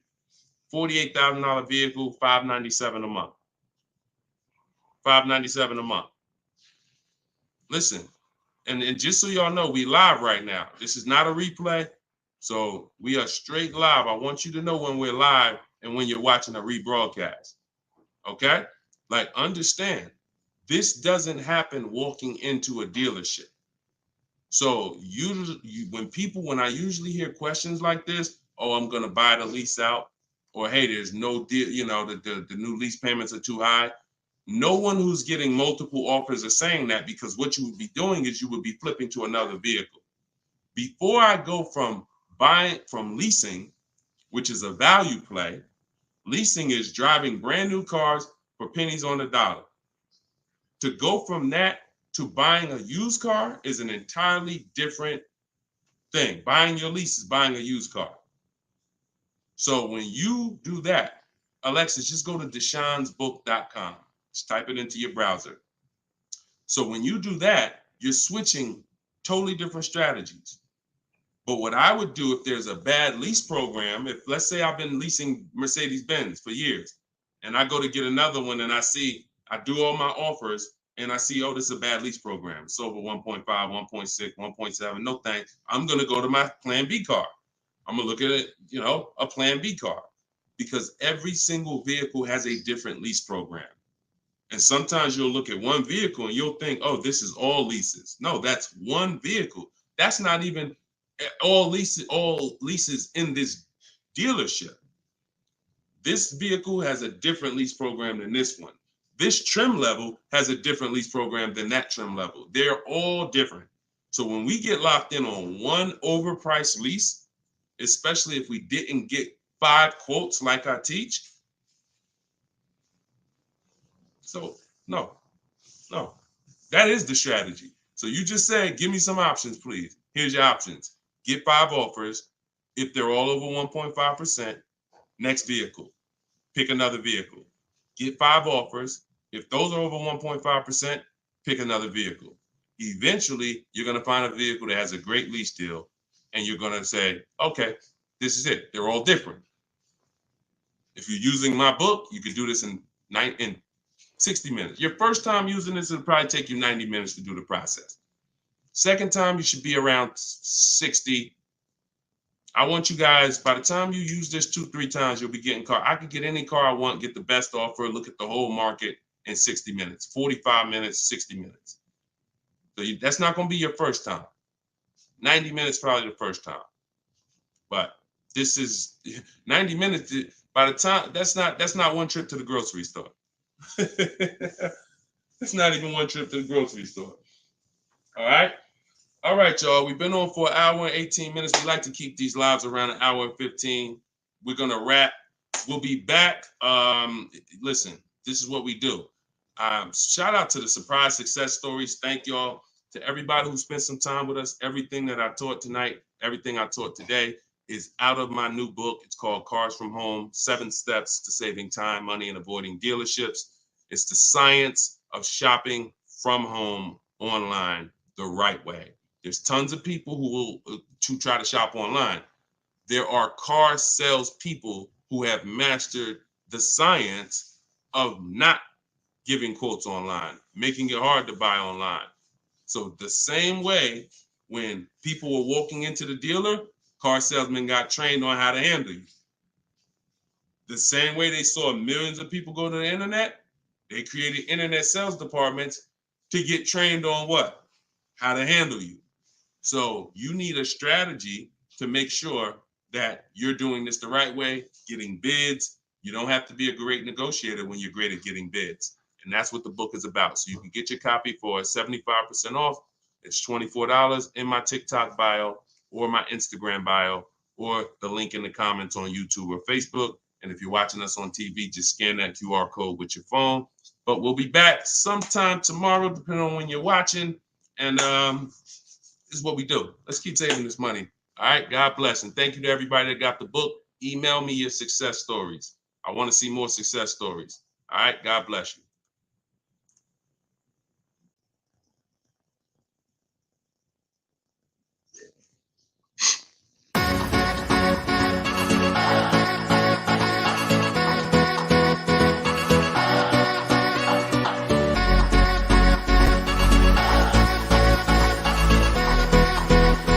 The worst possible thing you could say when you walk into a car dealership. I spent 5 years with Mercedes-Benz, 5 with General Motors, and the worst thing a person could say when they walk in is, if you could just get me to this payment, we got a deal.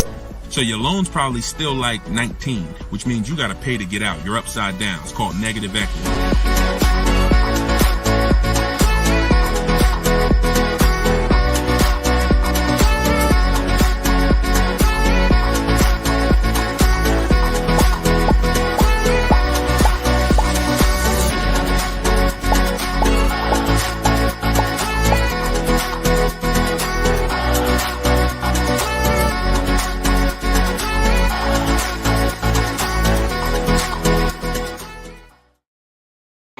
Welcome everybody to episode 11 of Car Shopping Questions and Answers. I'm your host, Deshone the Auto Advisor. I'm just sharing the broadcast onto Facebook. We're live on all 4 platforms: TikTok, Instagram, YouTube, and Facebook. We do these shows throughout the day, and we do lives. If you see the banner above me, that means you're watching a replay. If you don't see the banner, that means we're live. You guys can start sending your questions in, and we will get down to the order of business, which is making sure that you have the inside strategies, the best strategies to car shopping online so that you can get below market deals. Good to see you, Miss Brooklyn. I see you on TikTok. Let me pull up Instagram. I like to see my Instagram comments. I got my man Dolan in the back moderating, and so he'll be pulling your questions in as you type them. If this is your first time on a live with me, can you type the number 1? First time ever on a live with us, can you type the number 1? And everybody who's been here, if you've been here before, can you type the word welcome so we can give a welcome to the first timers in here, to the people who've been here before. We got a lot of first time people. Good to see you. All right. And type a welcome to everybody who's been here before. Now, I always say you should share this with at least your best friend, because they will get upset with you if you start using these strategies, when you start using them and getting below market deals and they're out there fending on their own and overpaying. All right. So share this with your best friend. Now, just some housekeeping. I am the author of the new book, Cars from Home, 7 steps, not 70, 7 steps to saving time, money, and avoiding dealerships. We're rated 4.94 on Goodreads.com. So I appreciate all of you who have helped us get to this rating. I'm showing it right here. I think right now we're up to 35 ratings and 28 reviews. I appreciate everyone who's taking the time to review the book. So appreciate it. Everyone can get your copy of Cars from Home, my digital book, in my TikTok bio for 75% off. It's normally $97. You can also get it in my Instagram bio. And then we have a comment in the Facebook and YouTube section pinned so that you can get your copy for 75% off. And we also have the banner for those of you who are watching us on TV.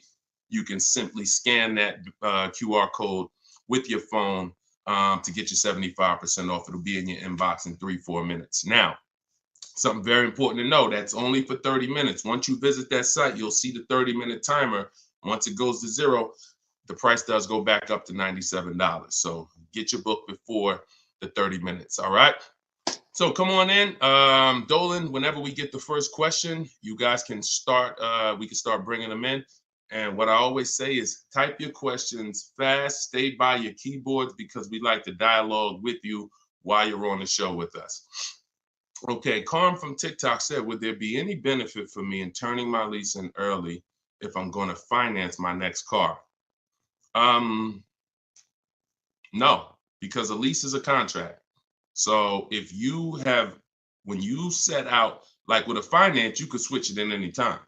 So finance, it's your prerogative whether you want to, sell that car. Some of you may have been taught you had to kind of have your car.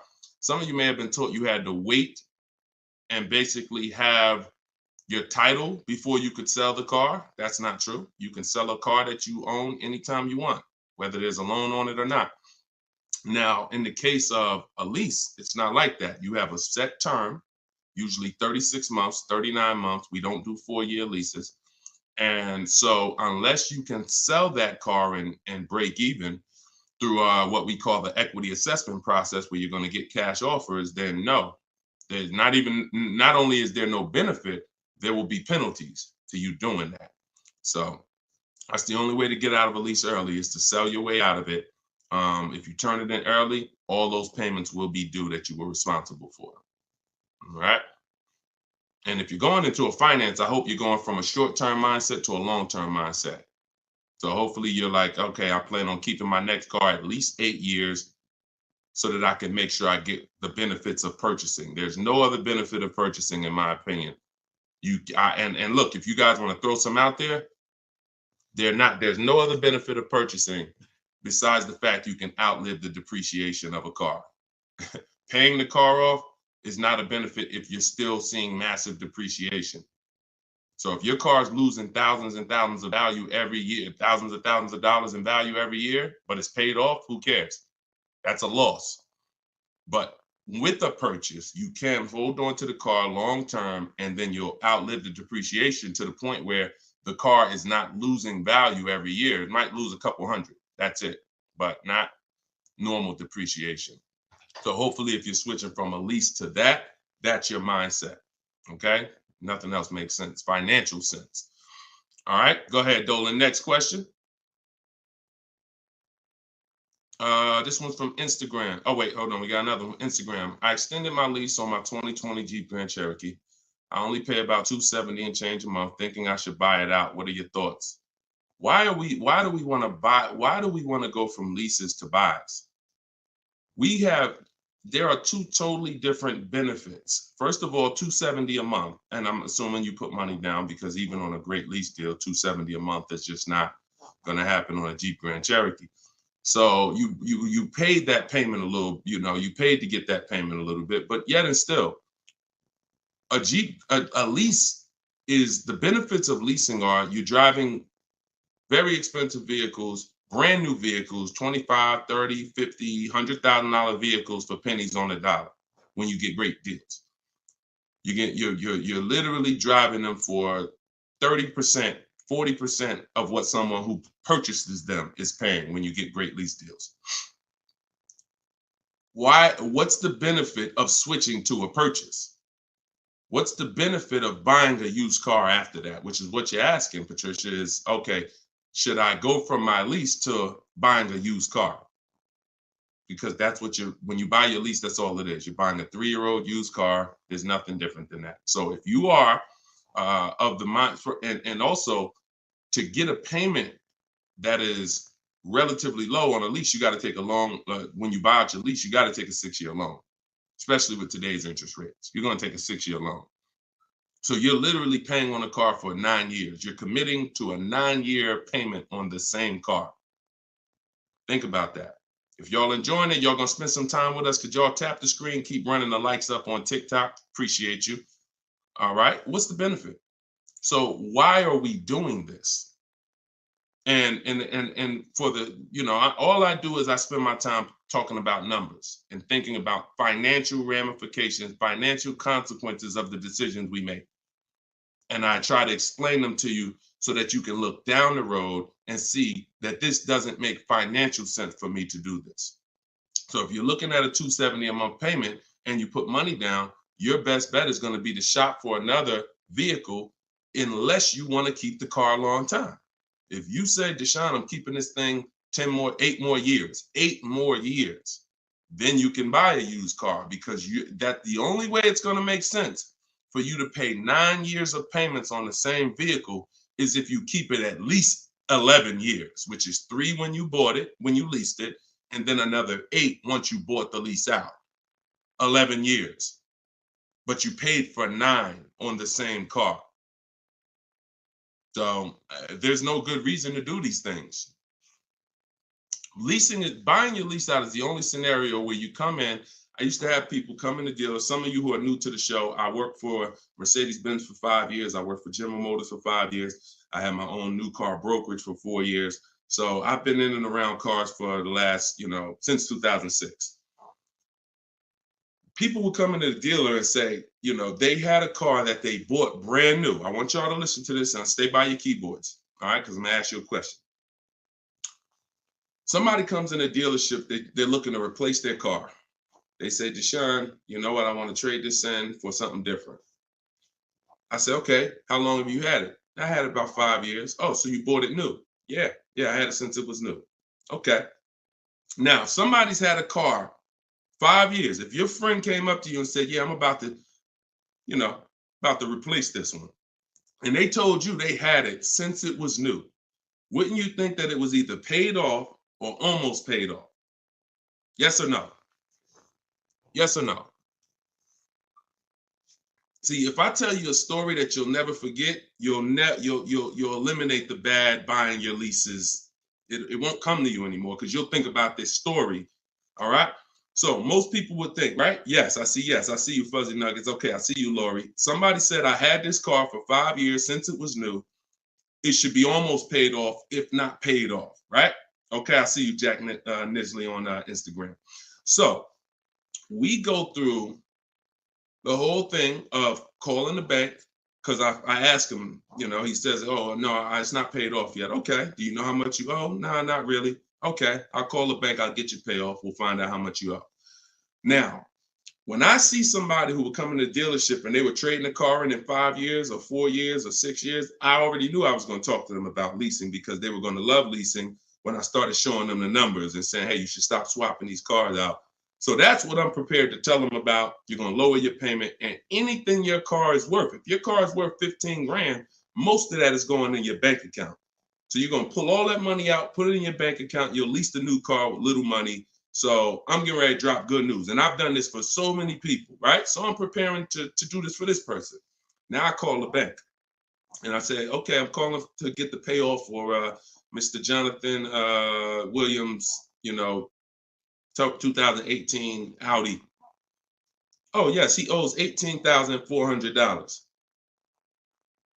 That's a problem. So I look at him and I'm like, the bank is saying you still owe like $18,000 on the car. How's that? Didn't you say you had it for 5 years already? Oh, yeah, but you know what? I actually leased it, and then I bought the lease out. This is how I found out this was horrible. It's exactly how I found out. Wait, you bought the lease out? Yeah, I took a loan out, and See, this is the only scenario where you can have a car for 5 years, but because he took a 6-year loan or even a 5-year loan to buy the balance of the lease, he still has 3 to 4 years of payments remaining. I want to let that sink in. 3 to 4 years of payment. He comes in after 5 years. You know what? I've been driving this car 5 years. Let's go. You still have 3 to 4 years of payments remaining because you bought your lease out. It's a horrible idea. It's a horrible idea. If you want to ask a question about any exceptions to that rule, you feel free to ask. I've got a bunch of smart people on here. We got a couple hundred people on here. Would anybody commit to a 9-year loan? Anybody? Anybody willing to raise their hand and say, hey, yeah, I'll buy a car, 9-year loan? Anybody? No, right? So this is what we have to understand. The buying the leases out is a horrible, horrible, horrible idea unless you are keeping it for another 8 years, because all you're doing is buying a used car. Now, the bad thing about that is you don't even have any excitement about the purchase when you start a new purchase, when you bought your lease out. So at least when you buy a used car, it's a new car to you. You've never been in it. It's like, okay, we got a new car. When you buy your lease out, you're already halfway tired of the car. But if you're a short-term person, you're not keeping your cars 8 years, there's no way you are going to keep that car long enough to have it make sense. No way. You've already been in it for 3 years. So what I'm trying to get you to understand is you need to pick a side. The people in the middle lose all the money. The people who buy their cars and keep them 8, 10, 12 years win. You still got to make sure you get a great price on the car. The people who get great lease deals win. Great lease deals, not regular lease deals. Win.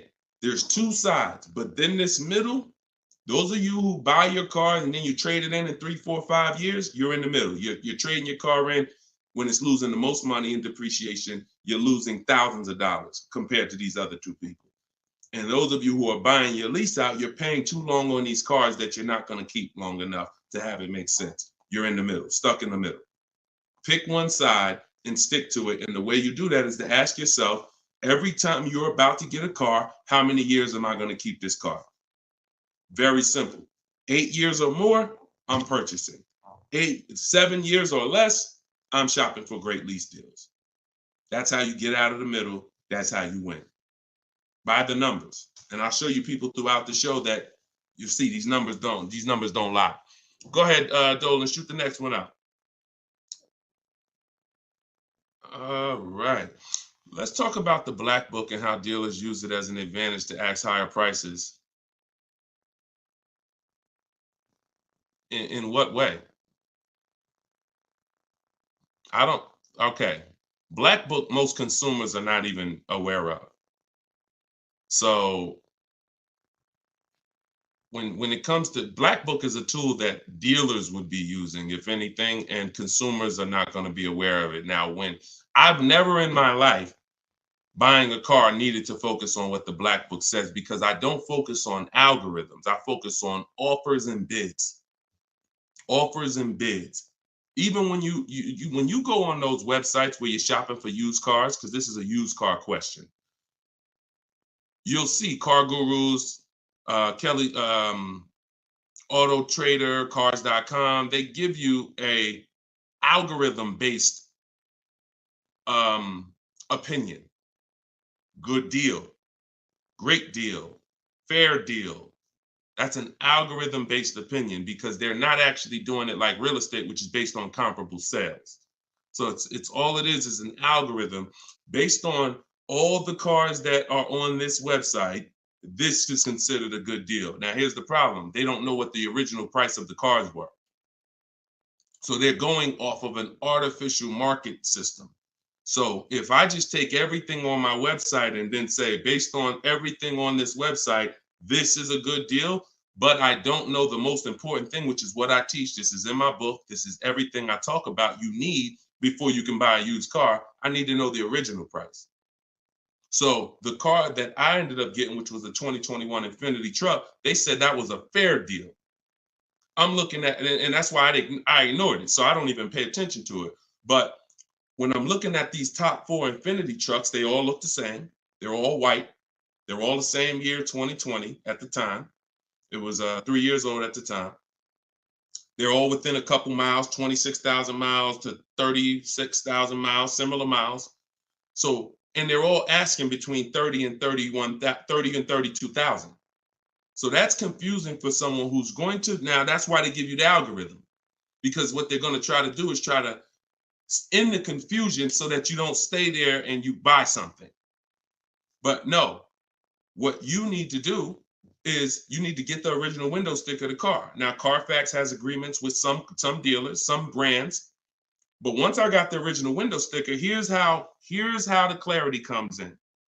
What I just told you is the scenario that most of you who shop for used cars online, you've encountered that. I'm looking at 4 cars. They all look similar miles. They're all asking within, $1,800 of each other. How do I pick the right one? Right? Normal question. Once I got the original window stickers, what do I see? Well, one of them is $46,000 brand new. One of them is $48,000 brand new. One of them is $52,000 brand new. One of them is $54,000 brand new. And that's the one I got. Type clear if that just clicked for you. See, when I'm looking at the algorithm-based price, now you're telling me, oh, well, these cars are within $2,000 of each other. So really, no matter which one you pick, you really did okay. That's what you're telling me based on the algorithm. But based on the facts, if I accept the one for the lower price, because I think, oh, well, they're all the same. But that's the one that was $46,000 brand new. And the other one that was $54,000 brand new, that had all this special equipment in it and features and all types of nice stuff in it, that one they were asking $1,500 more.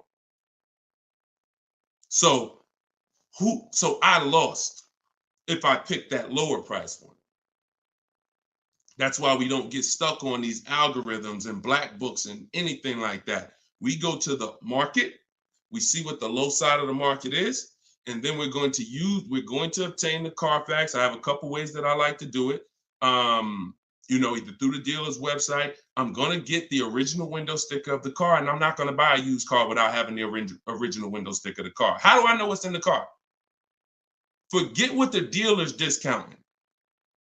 See, listen, my mission is to show you the science of shopping from home the way I teach, because my way is a science. It's not random. It's actual steps. They don't change. It's a system. McDonald's. Drop the nuggets in for 5 minutes. When you hear the beep, take the nuggets out. They're done. Don't do anything that I don't tell you to do. That's my system. Now, the other ways is the other part of my mission is to show you the hidden money that you haven't been trained to see in your car deals. And this is the hidden money. Looking at things that don't matter is the distraction. It's the time waster. What matters when I'm buying a used car, when I need to know whether I'm getting a great price on it or not, is how much it was originally. And what is the discount off the original MSRP? That's all that matters. That's all that matters. Okay? Different way of doing things. Different. And this is how I want you moving. Go ahead, Dolan. Next question. What's up, Andrew? YouTube, I see you. I'm going to lease a 2024 pickup, but I want to have a hard cover on it. Should I search for a truck with a hard top, or can I have one installed while I'm leasing? Would that affect my lease? Great question. Usually anything, I mean, if you can see, here's the thing about seeing a truck that has it. A truck that has it, that option is going to residualize into the lease. What that means is, if it's a $1,500 hardcover, you don't pay $1,500 for it. You pay the percentage based on the lease. You pay the percentage you're using. Now, if you go and you put a $1,500 cover on it, aftermarket or after the lease is sealed, now you're paying the entire cost for that. So my first goal would be to try to find one that has a hard cover built in and on that window sticker, because everything on that window sticker is going to residualize into the lease. Okay, good question. Good question. Go ahead, Dolan.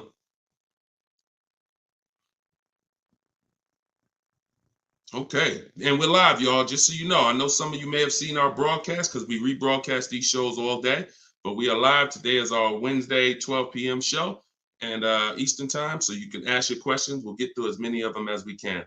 All right, Instagram, what's going on? When you negotiate a lease, are you negotiating the price of the car or the lease payment? Okay, so here's the format you're going to use when you are getting your lease offers. Before you start negotiating, you must have the format you're going to use. Oh, I see y'all running the likes up on TikTok. Every time y'all hear something that you like, if you could just tap the screen, that would be great. And then wherever you're at, if you could hit the like button, I see we got 2 likes. That's pretty sad, but it's all good. I'm thankful for the 2 likes on Facebook and YouTube. No, I think that's Facebook. But anyway, a lot of you don't realize how important the like button is, because it sends an alert out.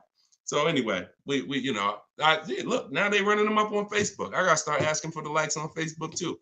All right, so this is the format you're gonna use when you are okay. So let's say I'm purchasing a car, new car, used car. My format is always offers all in, taxes, plates, everything included. That's the format. Forget negotiation. If you have the wrong format, then you're gonna not be strong. You're not gonna be able to have a good, negotiation. So if I say I'm gonna negotiate the monthly payment on a purchase, I'm setting myself up for failure. So we focus on the price of the car when we're buying. With a lease, though, it's different. A lease, the format we follow is, and it's based on the 1% rule. The 1% rule is what was used to basically, the 1% rule was a judge for great lease deals since before I even got in the car business. I don't know how early I heard about the 1% rule, but the people who had been leasing, savvy leasers, people who knew their stuff, they knew about the 1% rule. So if your payment was 1% of the MSRP, no money out of pocket, then you just won. You stole the car. So great value. You're paying $400 a month for a $40,000 car, 3 years. You're paying like 15 grand. It's ridiculous to drive that much car for that low amount. Now, ever since so let's continue. Hold on. So that's the format we want to follow, because what we're now trying to see is it going to be a great deal? A steal, which is under 1%, is a steal. I call 1% to 1.5% a great deal, and then over 1.5% is a bad lease deal. So we're looking to see, but we need to follow that formula, that format, so that we can judge. And what that is we get our offers with first month's payment total out of pocket. Listen, we do not say the word down payment anymore. I want you to eliminate down payment. When you're shopping, I want you to eliminate the word down payment. Because who's had this happen? Be honest. You come in, you're talking to a car salesman, you're like, okay, I can put $2,000 down. Now, later on in that transaction, you end up finding out that the $2,000 down didn't include tax, didn't include the fees, and now they're asking you, well, how do you want to take care of those? Who's had that happen? Type me if you've had that happen. Oh, I thought that included everything. Now, I thought, 2,000 was like, or they'll look at you and give you a quote and say, okay, yeah, your quote is 2,000 down, X amount per month. And then you get up there and you say, hey, oh, yeah, it's 2,000 down, but you got to pay for your plates and then you got to pay for the taxes, or do you want to put those in the payment? So whenever you leave these things to chance, you leave an opportunity for you to, be surprised, and we don't like surprises. So what we say is total out of pocket or total due at signing. Either way, this is the amount that I'm coming out of pocket with. Everything else needs to be included. So we're doing our lease quotes with total out of pocket, only our first payment. Because when you lease, you pay your first payment and then you drive off. It's not like a purchase where the payment comes 45 days later. It's pay your first month's lease payment, then you drive. So that's all we are paying. That's it. First month's lease payment. Now, I'm not telling you that's all we will pay finally. You can keep that question up, Dolan. I'm not telling, because I want people to know that what question I'm answering, even though it might take 2, 3, 4 minutes to answer it. So there's plenty of scenarios where we are going to put money down. Once we have a great deal, we might want to lower that payment. So there's nothing wrong with putting money down as long as you know the risk and as long as you know, okay, I already got a great deal. You can't buy your way to a great deal with a down payment. You can't say, oh man, I don't like this deal. Man, all right, show me what it looks like with $5,000 down. And then they're like, oh, okay, yeah, I like that payment better. Let's do that. No, you're trying to buy a deal. You have a deal before the down payment comes in. The deal is based on how much of the car, that 1%, 1.5%, 1.2%, under 1%, that's the deal. If you're at 1.7%, just because you gave them $4,000 down and now it's at 1.5, no, that's not how we judge it. You bought your way to that payment. You're paying overall too much for the car. So that's the format we use. First month's payment total out of pocket, 12,000 miles per year, all taxes and fees rolled in, and we get at least 5 quotes. At least 5. You are not going to get to the money without at least 5 quotes. It's not going to happen. It's not going to happen because 80%, I work with thousands of people all around the country. Some of y'all saw my group. We got 1,600 people in my private group. That's, we have a couple thousand people, 4,000, 5,000, 6,000 people that have my book. So I get data from all around the country. I know you need at least 5 offers. 80% of dealers are overpriced. So if you get 4, 80%, if you get 5, 4 of those offers are going to be overpriced in 90% in most cases. And some people go, if they're shopping for a popular vehicle, they may do something like Charles. Charles was shopping for a Palisade. He knows that's a popular truck. He got 10 offers. And when you use what's in my book, for all of you who like Deshone, I want that book. It's $24 if you get there for the 75% off. In there is my scripts, and it's the way we contact dealers online to get offers online. We always get our offers online. We don't talk.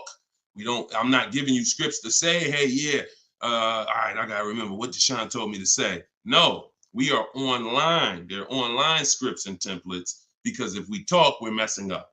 Whenever we're talking to a salesman about numbers, you're not following what I teach, because I'm never gonna be in that position. I'm never gonna tell somebody to be in that position. Everything we do is online, but you must get 5 offers at least. And you see, Charles got the Palisade, $48,000 truck, $597 a month. It's people on here. It's probably people watching this broadcast that's like, I got that same truck, Deshone, and I'm paying like 7, 8, 9. It is what it is. You need new strategy. So go ahead. That's how we format leases. And once you get your offers in that format, Nicole, now you can start to compare the offers, and now you can start to negotiate if you want to make, because we always make counter offers. Whenever someone sends us a quote, we always make counter offers. In fact, I have a calculator that you put the offers in and it tells you what you should counter. But if you're going to do it your way or my way, it doesn't matter. We always make counters and then we settle from there. That's how we negotiate. Right format, then we do our counter offers. That's how we negotiate and get these deals. All right. All of this is in my book. For those of you who haven't gotten there yet, or those of you who just jumped on, it's in my TikTok bio. It's in my Instagram bio. There's a website there. You just click that picture of me. You won't leave the broadcast. Click the link in my bio and click the button that says 75% off the new book, and you'll have your copy in your inbox. You can use all of this stuff forever. And it's a digital book. Some people say, Deshone, is it in print? You don't want to print the book? No, because I can't update it.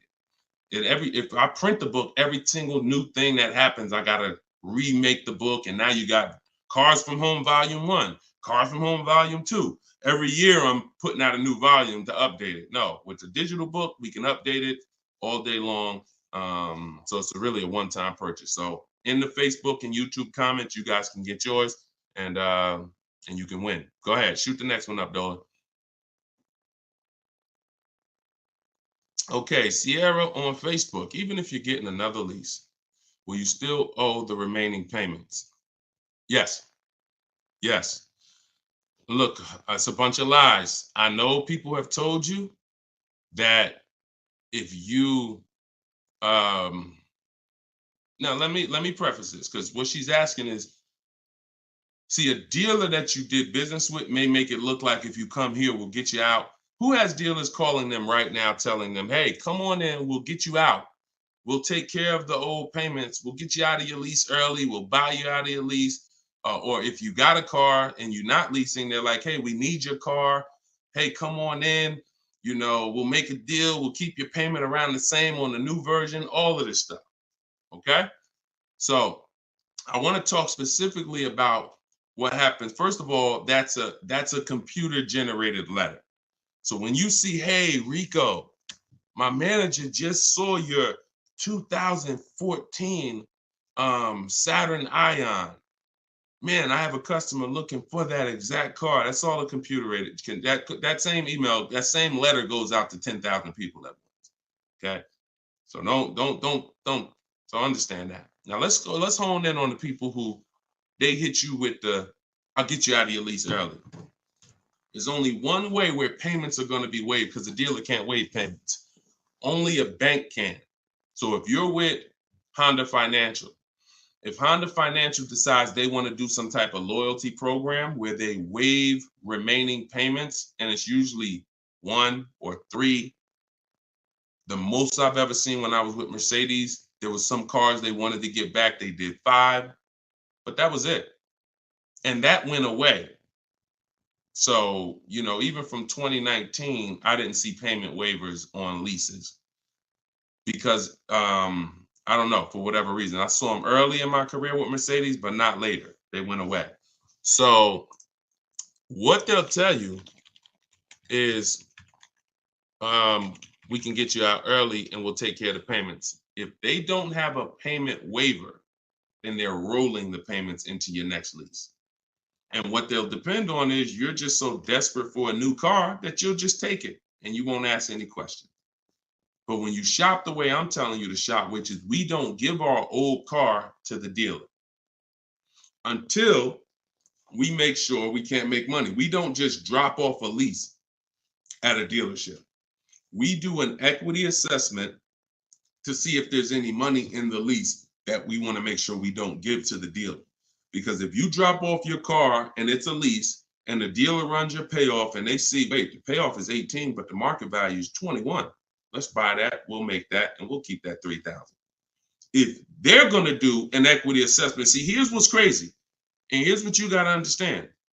They're doing an equity assessment regardless of whether you do one or not. We're going to do one.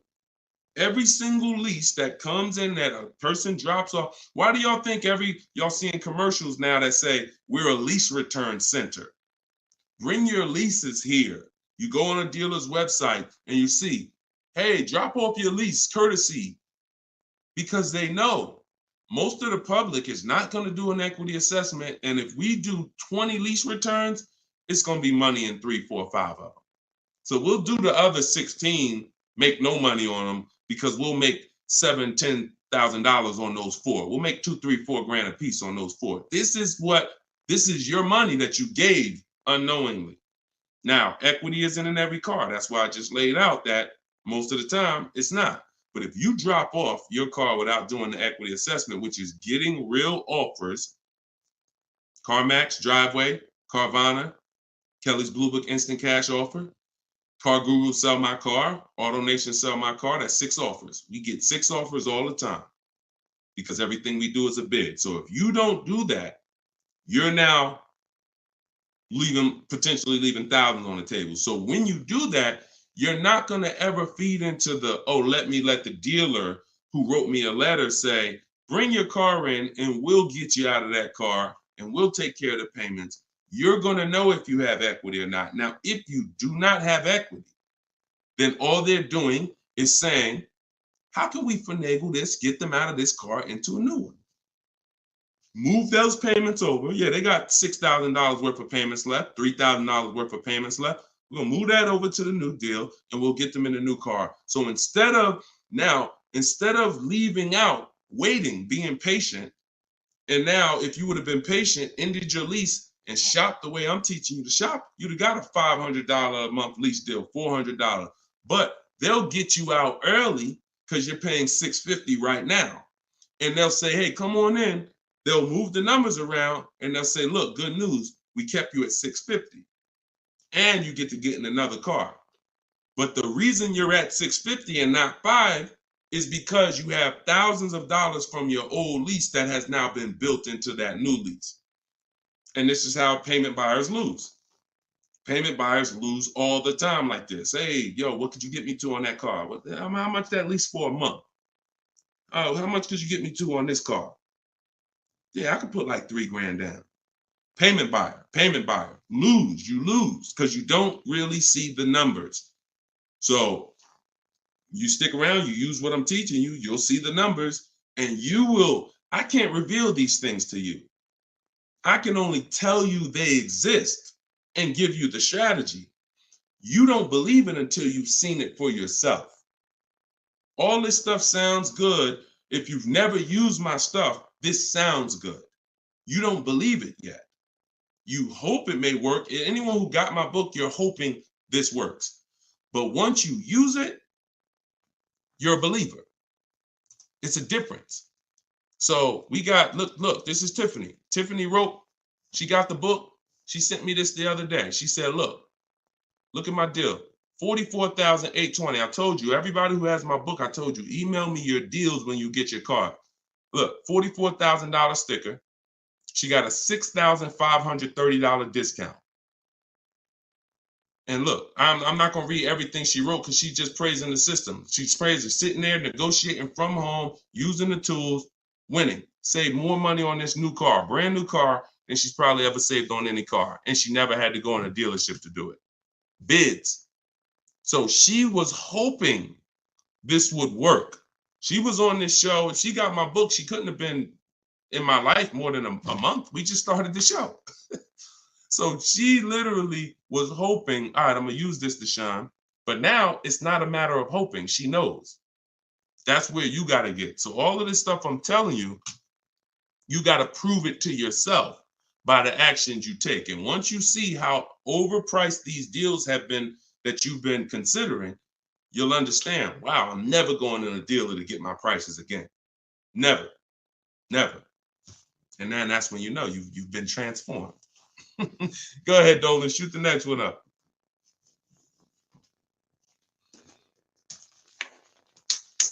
All right, Instagram.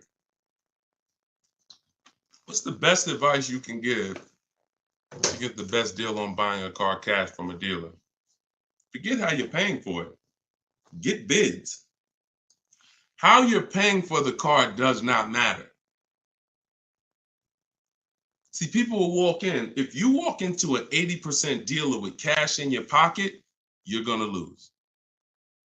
Vicky, it's in my TikTok bio. She said, I want your book. Just click that picture of me. You won't even leave the broadcast. Everybody on Instagram, click the picture of me at the top. You'll see a website there, a little link. Click that. Get your book in literally 60 seconds and you come back to the broadcast. So how you're paying for the car does not matter.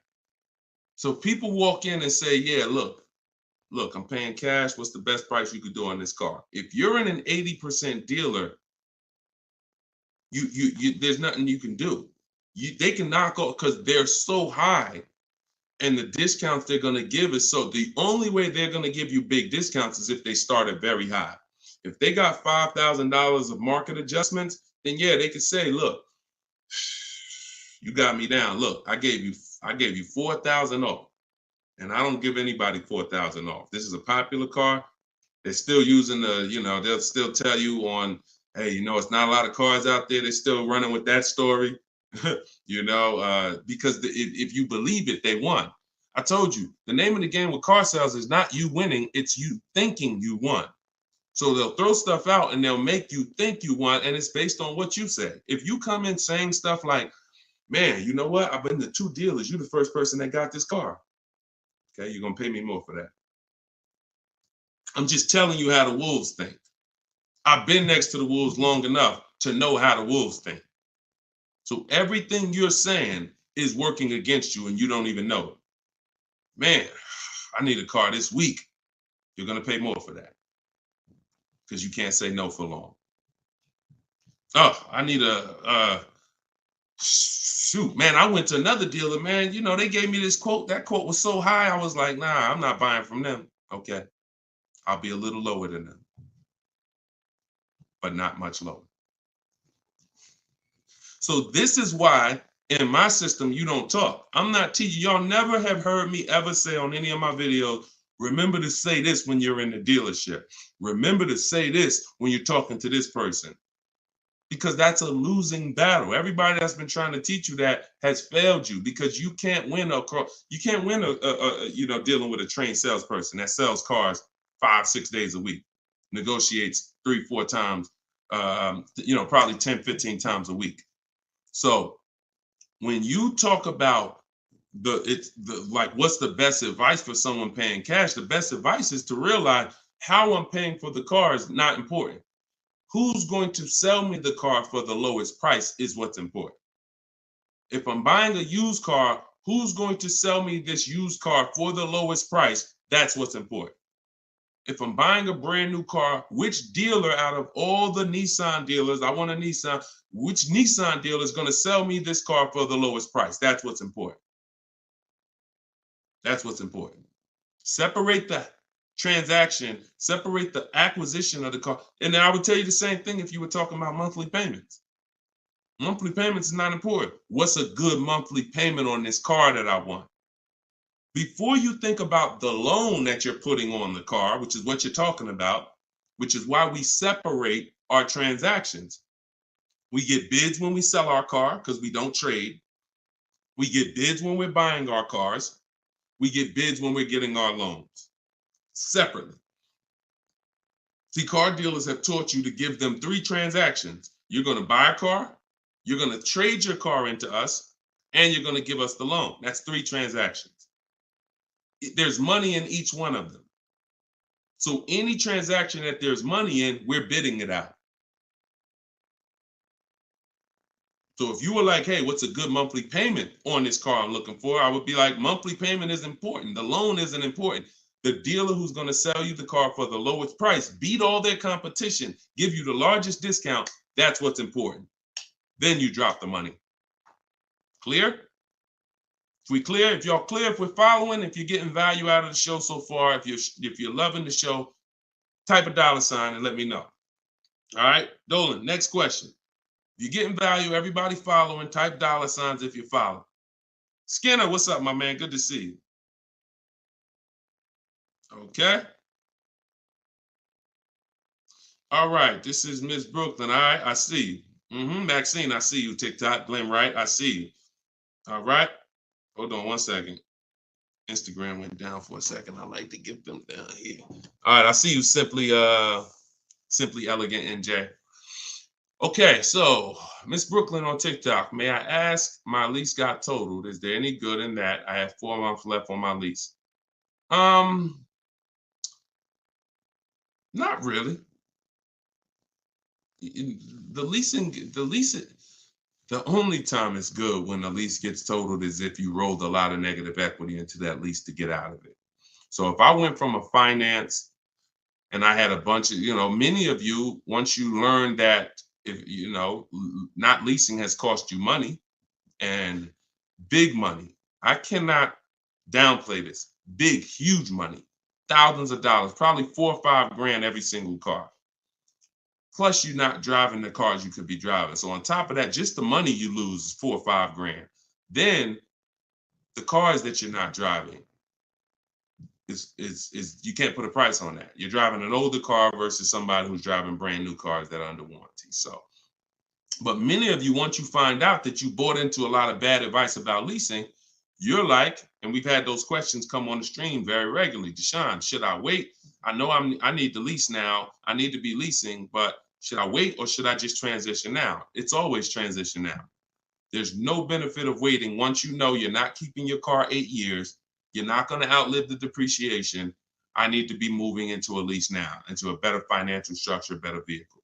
So if you move, some of you, when that happens, you're going to have 3, 4, 7 grand of negative equity that you're moving over because you're a short-term person. That's the only benefit if the lease is total, because all that negative equity gets wiped out and you get to start fresh. Now, if you put money down on a lease, these are the risks of putting money down on leases, and you need to know them. If your car is totaled or stolen and not recovered, you don't get the money back. So it's very important to assess the risk. I talk about this in my book. I talk about everything in my book. There's nothing that I'm talking about on this show that's not in my step-by-step book. So in fact, everything I'm teaching you is out of my book. So when you look and say, all right, should I put money down? Then you assess your risk. How many vehicles have you had stolen in your life? If the answer is 0, then chances are you won't have a vehicle stolen. If you say, man, I've had 2, 3 vehicles stolen, then I wouldn't put money down. I wouldn't put a lot of money down because the odds of you getting another vehicle stolen seem to be high. And if your vehicle gets stolen and they don't find it and you put $5 grand down on your lease, you're not getting the money back. Now, the opposite, the other end is if the vehicle's totaled, like you experienced, Ms. Brooklyn. If the vehicle's totaled and you put $5 grand down, you don't get the money back. So you ask yourself, how easy is the vehicle to total? If you got a Honda Civic, a Toyota Corolla, small SUV, something that's easy to total, then I wouldn't be putting money down on that lease. I wouldn't put a lot of money down. I've had people put money down on SUVs and bigger sedans and bigger, S-classes. When I was at Mercedes, people would lease S-class for like $1,400 a month. They put money down to lower the payment. I've had people put 7, 8, 9, 10 grand down on a lease on an S-class because they know it's hard to total an S-class. Like you have to be in, God forbid, a once in a lifetime accident to total an S-class. So that's what you do to assess your risk. And what you're doing is you're always shopping your leases with only first month's payment due at signing. Because if you can get a car that has everything you want, and once you get all your offers, if the monthly payment's in your budget with no money out of pocket, then that's what I would do all day long. That's what I would do all day long. But sometimes people will get like a lease and it's a great deal. It's under 1.5%, but they're like, you know what? Payment is like $600. I want to lower that to like $500, and they'll put $3 grand down to lower it, $3,500 down to lower it to $500. But that's a decision you make only after you assess the risk. But in your particular case, if you didn't put a lot of money down, then no, you're just going to start fresh. You're going to shop for your lease, and that's it. Good question. All right. Yes, under 1%, we call that a steal, Skinner. Absolutely. That is a steal, not a deal. Go ahead. And we get steals. Some people may say, look, man, how do you see steals? We already know. Look, we get steals. When you get bids, you'll see some steals depending on the lease program. Farina just got her Jeep Grand Cherokee, $66,000 Jeep Grand Cherokee, $579 a month. $579 a month. 0.88%. Sitting at home getting bids. All right. Go ahead. Next question, Dolan. Shoot it up. This is Byron on TikTok. How long should you wait to refinance after the purchase date? As soon as it makes sense. I don't know what your interest rate is, and I don't know how thoroughly you shop for your loan. If you use the bank bidding war, we're letting 15, 20 people run our credit within a 48-hour period. So it only is going to weigh on our score like as one hard inquiry. So if one hard inquiry would have lowered our score 10 points, those 15, 20 inquiries will lower our score the same 10 points when the window closes. So if you shop like that, then no, you're not going to refinance in a month because you shop the market so thoroughly, the potential for you saving in the short term is not going to be there. But if you didn't, then yeah, you might be looking now and see that there's people who can refinance you for a lower rate. But again, the reason I don't like doing that, if you just got the car, because now you're talking about, potential more hard inquiries. But what are you going to do? If you think you could get a lower interest rate refinancing, I go online, type in refinance car loan online and see, I think Lending Tree, Nerd Wallet, they have a couple resources that they recommend, and see if you can save money. I'm refinancing if I could save money, if I could drop, because look, on a $30,000 loan, if you got $30,000 that you owe, if you could drop your interest rate by 1 point, that's probably $1,000. So, I mean, if you're not taking the shopping of your interest and your loans, that's why we bid this out. In my book, not only, and I have a section when I send it, it's called the Bank Bidding War. So I haven't combined it into my book yet. But for those who are financing, I'm going to restructure the book. Again, another update coming of the book, because that's what we do. And I'm going to add the Bank Bidding War to the book. But I don't want you, if you go online and you see that you can refinance and you can drop your interest rate, then do it. But I always tell people, don't just take a long loan, because what they'll try to do is tell you and what you can fall for. Because if you just get hung up on the monthly payment, they'll tell you, well, if you take a 5-year or 6-year loan, refinance it to 6 years, your payment goes from $490 a month to $350, and you're like, okay, give me that. But if you've already been paying for a long, for a year, now you refinance for 6 years, now you got 7 years. So you want to look at the total amount. So here's the rule of thumb that I like to follow. You can use it if you want. You're free to do what you want, but I think it's a good rule. You refinance and you take the highest payment you could afford at the new low interest rate. So if you could afford the 500, no problem, then take the 500. That might be 4 years. If you could afford, don't go to the lowest payment. Go to the highest payment you could comfortably afford, because that's going to give you the shortest loan. And then, other than that, that's it. That's it. Go ahead, Dolan. Kevin from Instagram, what's going on? Does your credit score guarantee you a great deal? No, absolutely not. There's tons of people for the last 3 years. Strategy guarantees you a great deal. Strategy. We get below market deals. There's no one using what I'm teaching. There's no one using what's in my book that's following my strategies and that's not getting below market deals, because we see the market. You can't get below market deals if you don't even see the market. How you going to get below market deals? You got one offer. You got 2 offers. You get what I'm saying? How do you know what the market is?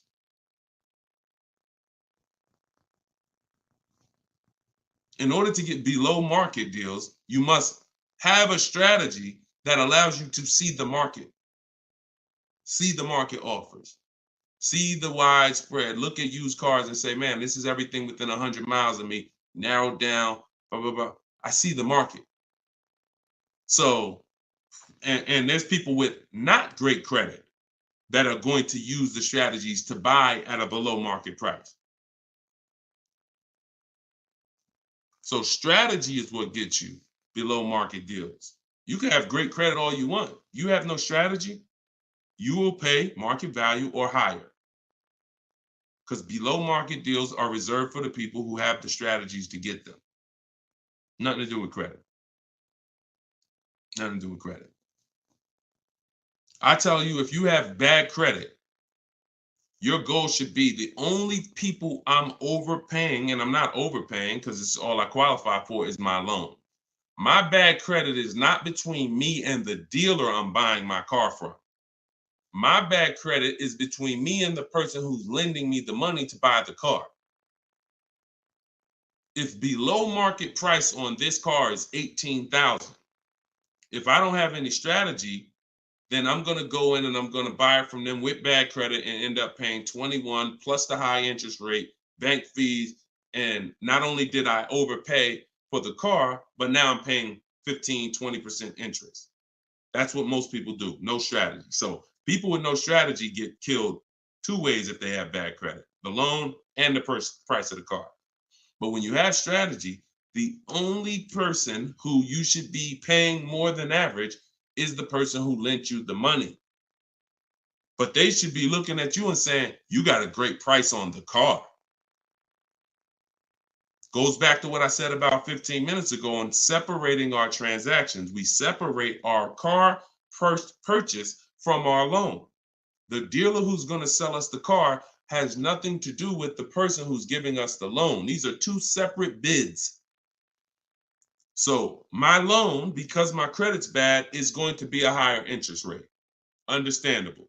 But I'm going to use the bidding system, get multiple offers, and I'm going to get a great price on the car. Separate.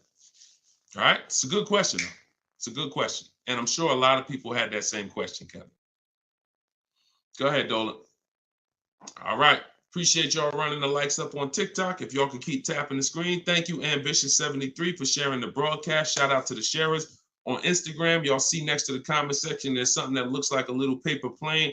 If you hit that, you can share this with a couple of your friends. You should certainly be sharing this with your best friend because they might not be friends. I'm going to be honest with you. If I had a friend and he was watching this stuff, shopping for cars, and didn't tell me about it, and I went out and I just went and if there was this new way to car shop to save all this money and he didn't tell me about it, I'd be a little upset, especially when I bring my car home and realize, dag, I overpaid for it, $5,000, $10,000, or dag, I didn't even know about leasing. You know, my parents told me, man, I should never lease. Oh, you don't listen to this guy, Deshone? Nah, man, I don't lease stuff. No, you need to listen because if you're not keeping cars 8 years, he's going to show you why you're overpaying by thousands of dollars by not leasing. It's not even close.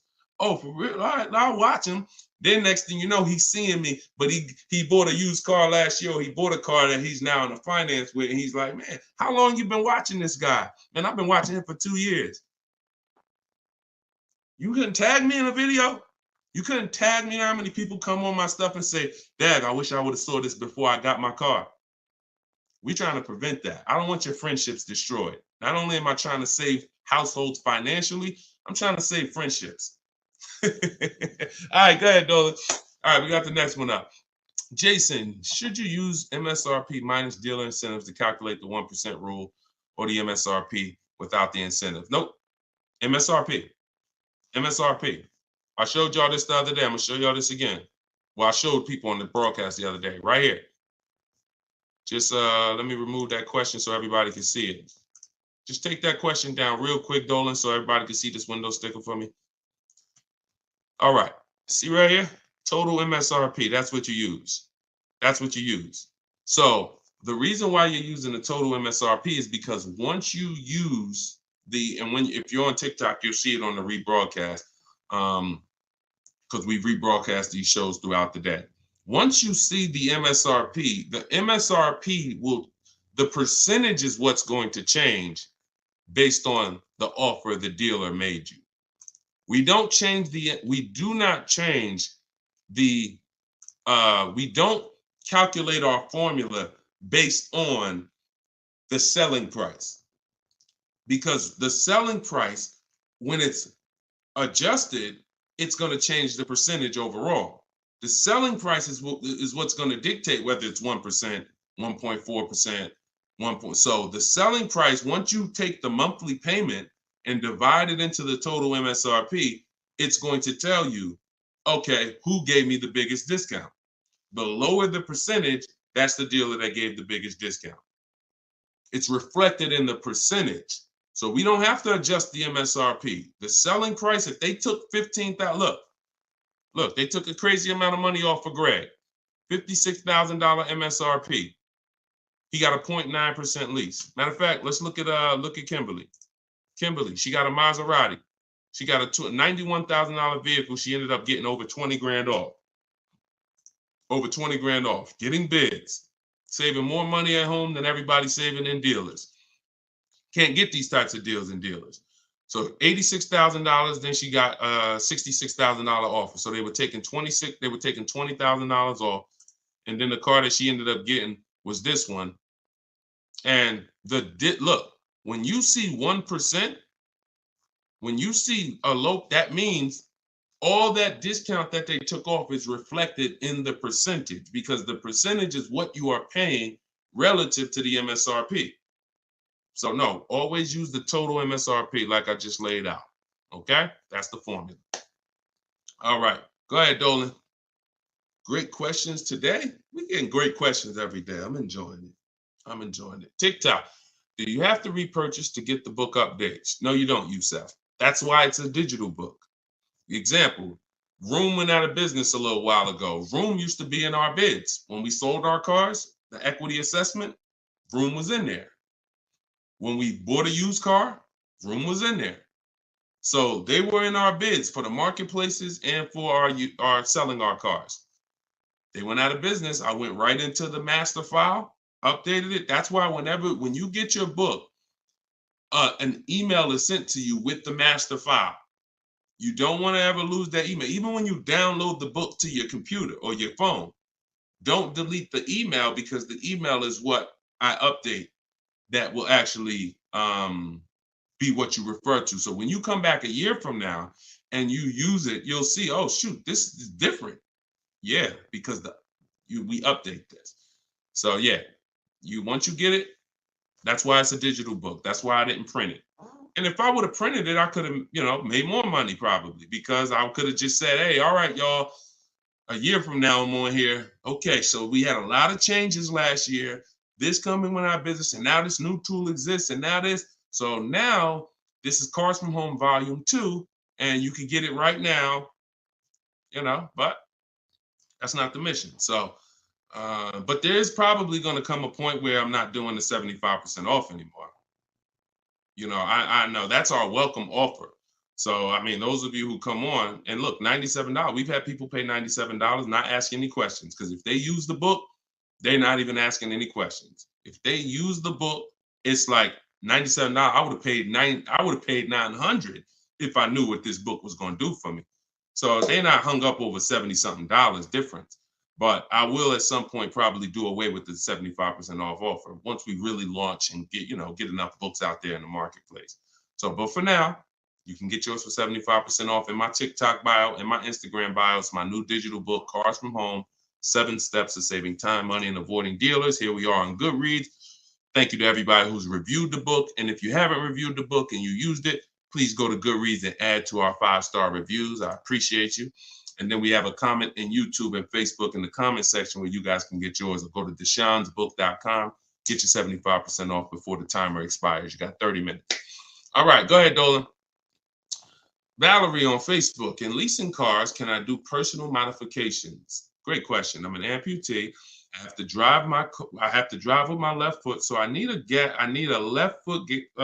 left gas foot accelerator installed in order for me to drive. Can I do that modification on a lease car? That's a great question. Anything that can be restored back to factory, then you can do it. Like if you are going to, now you tents, they don't require you take off tents because some people like, that's a serious question. Can I tent my car on a lease? Sure. They don't usually sweat tents. But things that really like are changing the makeup of the car like this, it depends on if this is removable or not. If it's removable, then of course. If it's not, and it's a permanent adjustment, then I would say no, because they're going to bill you for that. And so what I would do if I'm you is I would only be, if you're not keeping your cars 8 years, now the mission is still to beat depreciation. To beat depreciation. So you don't want to buy a car, especially you, because you're making a custom update that will lower the value of the car. So whatever car you buy, Valerie, let's say your car's value would have been like this, going down over a 3 or 4 or 5 year period. Because of this adjustment you're making, it's going to go like this. Because if that update that you're making can't be removed, then you lower the amount of people who are interested in that car when you go to resell it. So what I would tell you, if you're not keeping cars 8 years, then you should only be buying pre-owned cars. That's going to be your smallest losses. Don't buy new, because when you, again, buying new and you doing your modifications on them, you're going to destroy the value of the car. You're going to lose so much money in depreciation and resale. So I would only be shopping for a used car if I'm you, unless there's a way for you to remove the modifications once you do them. Even if it costs you $1,000 to remove them, you're up, because the amount of money you're going to lose by doing that type of modification. I say the same thing to people who like to put, big exhaust systems on their cars. That's valuable to you, but you're lowering the value of the car because that's not valuable to most buyers. So if you spend $3,000, $4,000 on a fancy exhaust system and all of that, not only are you not getting that money back, you're lowering the car's value overall. So in your particular case, that's what you do. See if you can pay to get that car restored back. I do that all day long. And then I would lease. And before I turn the lease in, I would pay the money to restore it back to stock. Okay, that's a couple options, and you choose what works for you. Okay, all right, good question. All right, trying to buy the book. Link to the site is not loading. Just go to deshonsbook.com. Deshonsbook.com. And you can spell my name out. You can open it in the browser. I'm not sure why we got a lot of people that go to TikTok and get their book. So I haven't heard that. But if you're having issues, then don't let small obstacles stop you. Just go to deshonsbook.com and get your 75% off. Okay, this one is from YouTube. Is it better to get a loan from a bank that you choose, or is it better to use dealerships banks? We get bids. So I created a process called the bank bidding war. Now, there's so much money in your loans. There's companies that want to give loans. They don't sell cars. So that should tell you something. If there's plenty of companies in this world that want to loan money, they don't sell cars, then that should tell you there's a lot of money in the loans. So what we're doing is we're doing a bidding war, because everything we do not shake hands with anybody without a bid on anything. I'm not giving my old car to you without a bid. I'm not getting a loan from you without you winning a bid. I'm not buying a new or used car from you without you winning a bid. So we're not doing the bidding process until after we find the dealer who's going to sell us the car. Once we find the dealer who's going to sell us the car, won the bid, one dealer who says, okay, I beat all my competition, now we're buying from them. We are going to lock up that car with a deposit, and we're going to go home and we're going to start the bidding war. So the bidding war is 3 rounds. It starts before we look for the car, because we want to see if there's any special interest rates. So if I'm shopping for a car, round 1 of the bank bidding war, this is also in my book. And as I said, when you get your book, you'll actually see I'm sending you 2 files. I'm sending you the book. I'm sending you the bank bidding war blueprint separately, because I haven't added it to my book yet. But Round one is to see if there's any special interest rates, because if the car I'm looking at has a 0% interest rate from the manufacturer, or 0.99% or 1.99%, everything else is eliminated. There's no reason for me to look anywhere else. Now we always have to see what the term is, because sometimes they'll say 0% for 36 months. That's not going to work for most people, because that loan is going to be too short. Payments would be too high. So we got to look at the term. But if we see they have 1.9% for 60 months, or 2.99% for 72 months, this is really going to, no bank or credit union is going to beat that. So that's round one. Now, most vehicles are not going to have that. So then we do what we just said. We're getting the bids. We're finding a dealer that's going to sell us the car for the lowest price, win the bid. Once we do that, we lock our car up with a deposit. We come home. That's where we start the bank bidding war process. So we're going to go online. We're going to call our bank, our credit union, do all these offers, let all these people access our credit with a hard pull. And then we're going to get the bids in round two. Whoever gets the lowest bid, they win round two. Then we call the dealer and we say, hey, this is what I got. If you guys can beat it with one of your banks, I'll do the business with you. That's simple. That's the bidding war. And see, when you do bids, when you follow my process, you eliminate any buyer's remorse. There's two types of buyer's remorse. You bought a bad car, so we have boundaries that we use to not buy bad cars. But then the other buyer's remorse is I overpaid. And not even I overpaid, it's the wondering if I overpaid, that mental torture. And some of you have had it the day you drive off the dealer's lot. Yeah, you think we should have did better? You think I should have asked them for another 1,000? I feel like I should have at least asked them for another 1,000. Yeah, I feel like this. You think the interest rate is okay? Mental torture, buyer's remorse, early buyer's remorse. That's eliminated using what I'm teaching you. When you get bids, it's guaranteed. We guarantee we get the most money for our old car. We guarantee we get the best price in the market on our car we're buying. We guarantee we get the lowest interest rate. It's guaranteed. It's a totally different thing. And the only way we do it is through bids. So that's the bank bidding war. And even I think who used it? I think Tiffany, when she wrote in, she would say something. That's what she was writing about in the end of her email she sent me. Send me your deals, y'all. I always want your deal. I say when you use this stuff, you use what's in my book.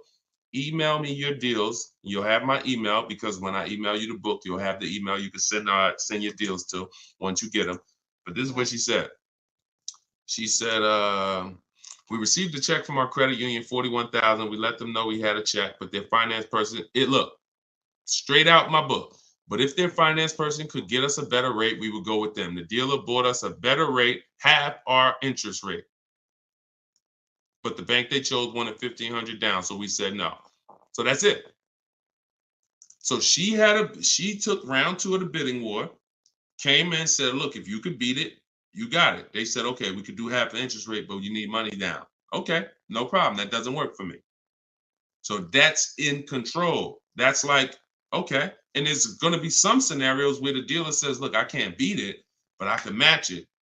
And in which case you save all the paperwork. You don't have to go through that with the bank. So, and it's the guaranteeing of knowing I got the lowest rate in the market, because I had 15 banks competing, not one dealer who was shopping it. So total different thing. All right, y'all. I see we got a lot more questions. Shout out to the sharers. I see some new followers. If you haven't already, subscribe on YouTube.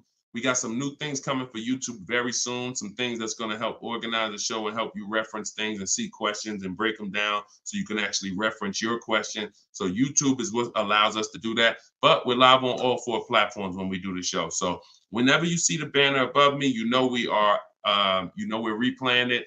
You can tell your friends about it, because some of you can't make the whole show. You got to go to work, or your friend, you can tell them any time of the day. We're usually rebroadcasting these shows, but the banner also will show when we're going to be live. So the good thing about it is, you see in the banner, we'll have the live shows so you can actually see when we're live and you can join us. So this has been our 12 p.m. show. Everything we taught today is out of my new digital book, Cars from Home, 7 Steps to Saving Time, Money, and Avoiding Dealers. You can get your copy for 75% off for 30 minutes. If you visited the website, the timer started. So once you visit, that timer started. Once it goes to 0, the price is $97, which is still a great price. But if you haven't been there yet, you can get your copy for $24 at 75% off in my TikTok bio, in my Instagram bio, or pinned in the YouTube and Facebook comments. And we'll put the banner back on here for those of you who are watching us on TV. You can just scan this with your mobile camera and you can get your 75% off. But great job. Listen, great questions today. Make sure you are sending me your success stories so I can bring them onto the show, just like Tiffany. If you haven't already, go to goodreads.com and you can post. We just got another review on goodreads.com. So add to our 5-star reviews. Tell us your story so that we can keep getting this message out and the people who want to learn strategy can keep getting it. All right. Always a pleasure. God bless y'all. I'll see y'all on the next stream.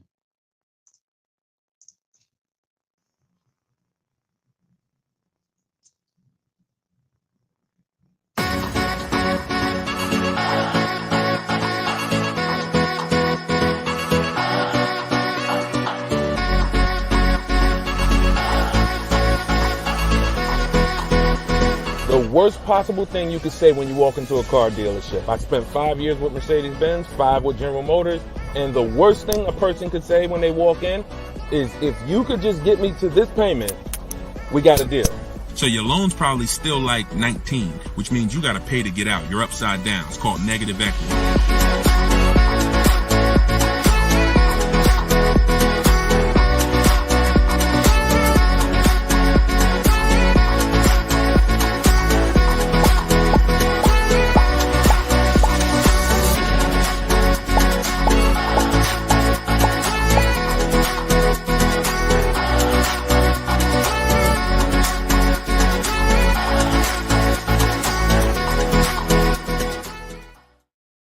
What's up, everybody? Welcome back to Car Shopping Questions and Answers. I'm your host, Deshone the Auto Advisor. This is episode 12, and we do these live shows to make sure that those who are committed to financial literacy get the insider strategies they need to get below market car deals.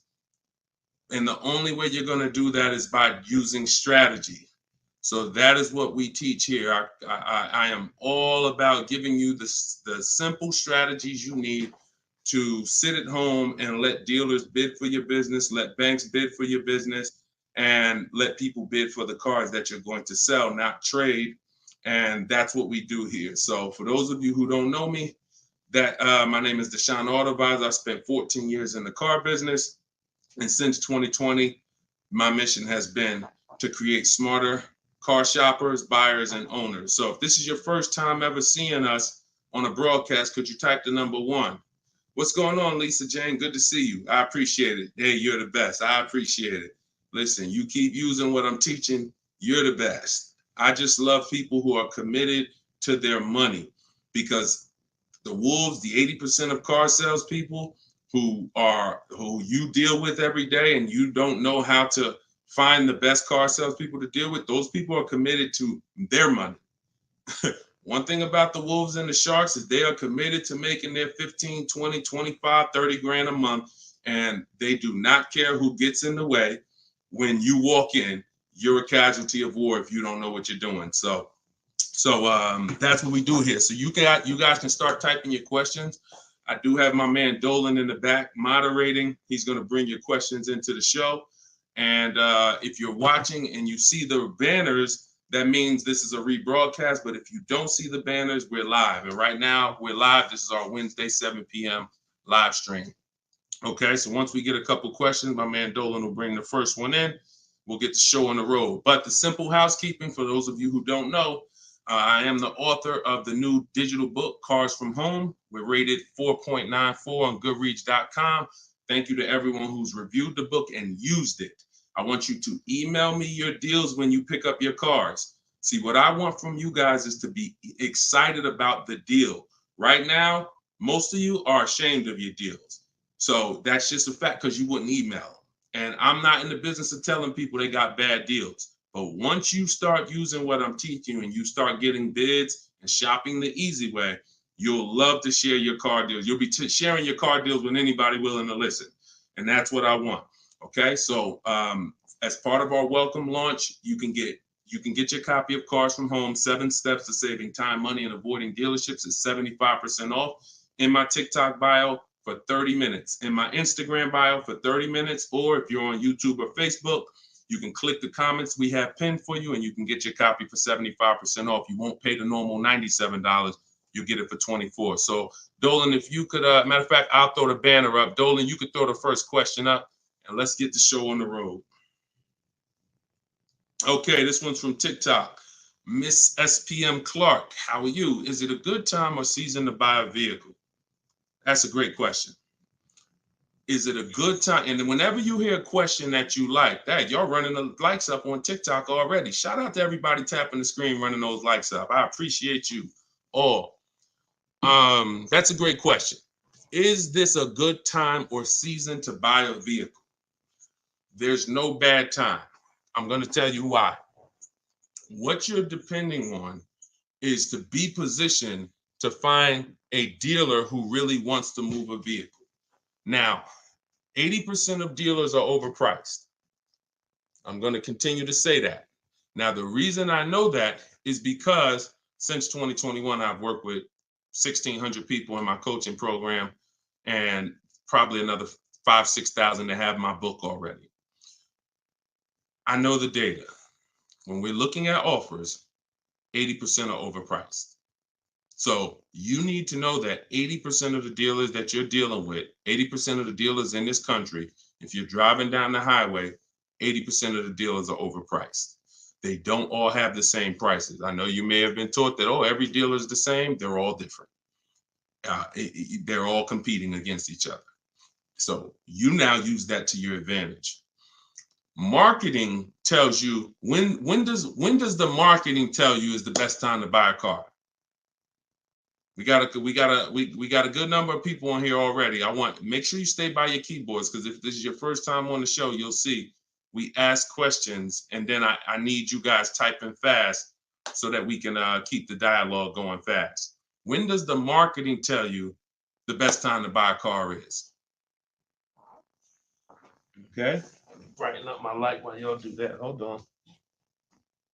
I'll be looking at your answers. Okay. New year. Yep. New cars. Okay. When cars come out. Okay. End of the year after September. Okay. End of the year. I see you, Jamie, on Instagram. Okay. So that's the busiest week of the year. You go into any car dealership, it's a zoo. Now imagine that. I want you to put yourself in the car dealer's shoes. If you knew that you had customers trained so well that by that last week of the year, the place was going to be a carnival. And that's the end of the month is like that too. Holiday, President's Day is like that too. But here's what I want you to think about, because that's just a myth. There's no better deals. So there's some people that are buying cars during the holidays overpaying for them. Because here's the thing, you got a line of people behind you. If you're at home shopping, that's different. But if you're in the dealership, think about it. You got a line of people behind you, 10 people. So when the salesman's talking to you, it's like, I don't even have a lot of time, right? Salesman doesn't have a lot of time to talk to you. Listen, Bernard, listen, man, I'm making you a good offer. You see the place is packed, man. You know, I would take it if I was you, but you know, we really don't have the time. You know, if you wanna think about it, you're more than welcome. There's no guarantee the car is gonna be here when you come back. Psychology working all against you. I told you, if you've been on the stream before, you know the name, that you winning is not the important part in a car dealership. It's making you think you're winning. So when you want to be in a car, this is when you want to be shopping 3 months before you need to have a car. And I'm going to tell you why. If the place is a carnival, there's no reason to give cars away. There's no reason. Why do I want to do a big sale? Why do I want to discount the cars if the place is packed? There's 3 customers for every car that I have. It's a marketing game.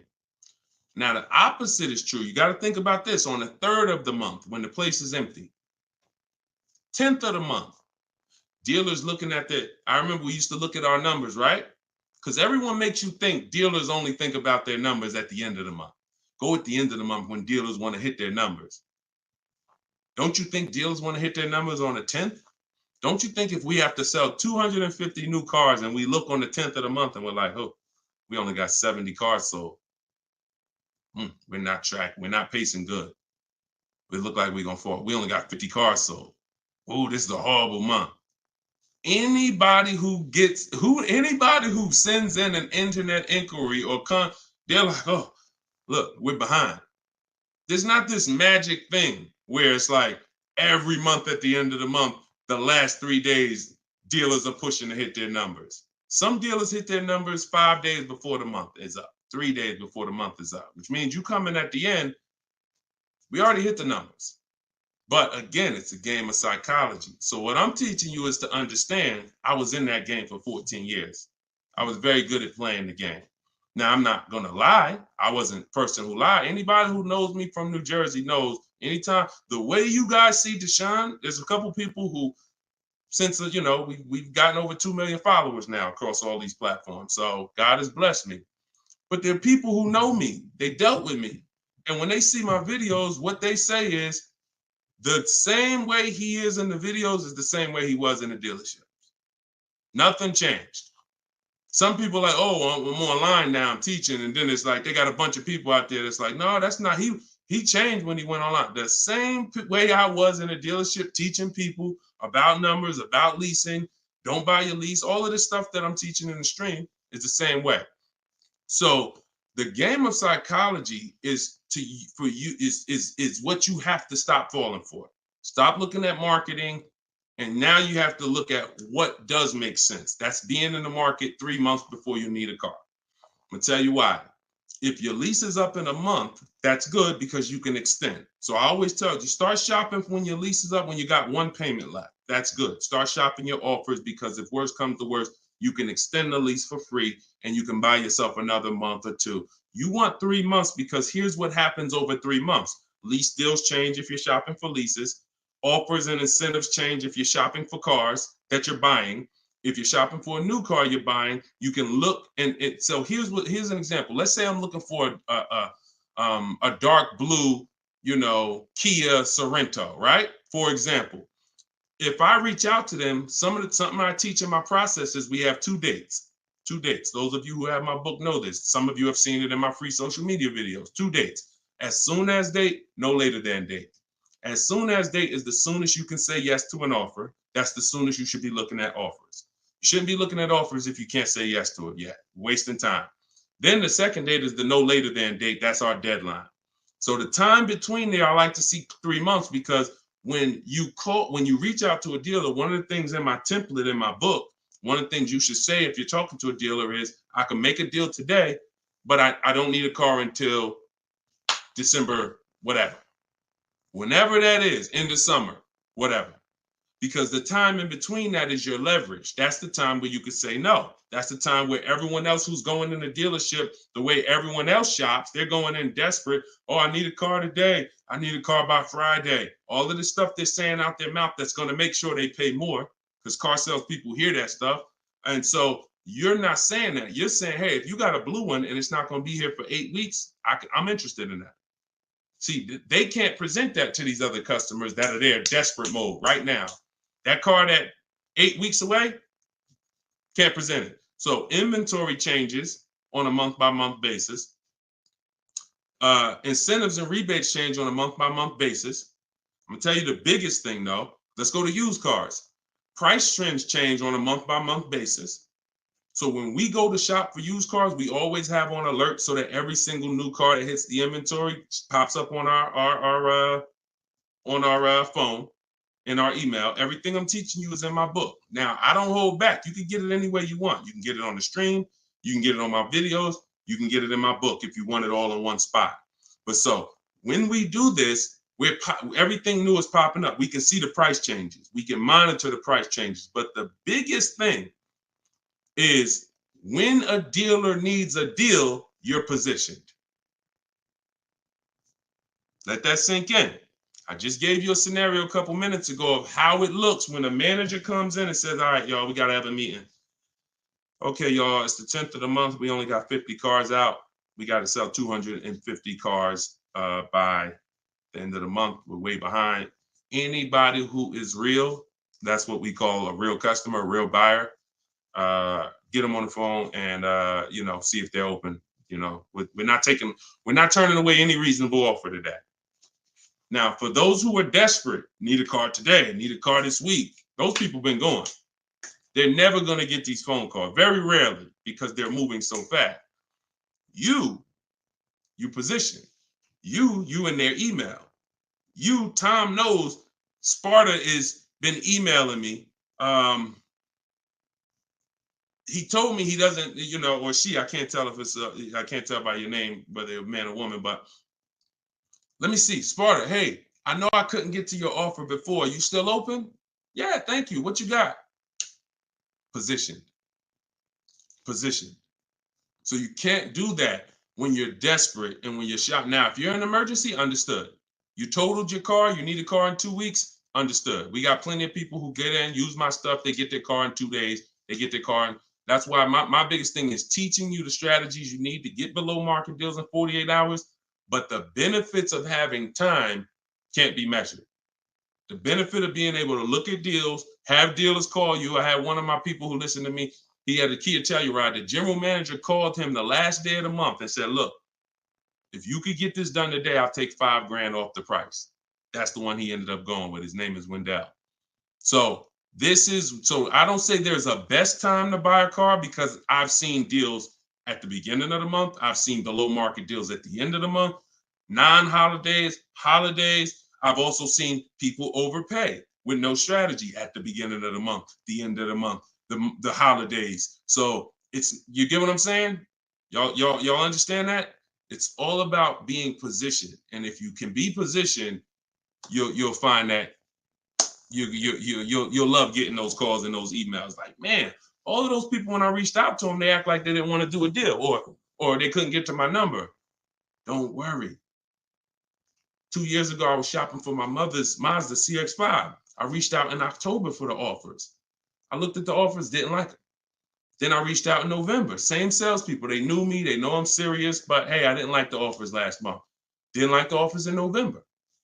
December, guy calls me or emails me, Deshone, I got this car. Let me know if it'll work for your mother. I think I can get to your number on this. Saw the car? Yep, car works.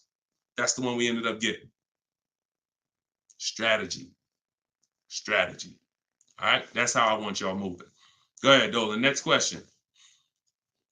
This one's Lisa Jane from TikTok. How are you? And we are live, y'all. This is our Wednesday, 7 p.m.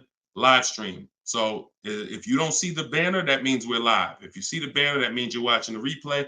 People watch the replays all throughout the week, so people get value out of replays. But if you are not seeing the banner, that means we're live. So ask your questions. Time to turn in my lease. I'm already over the sales guys, not sure how to start.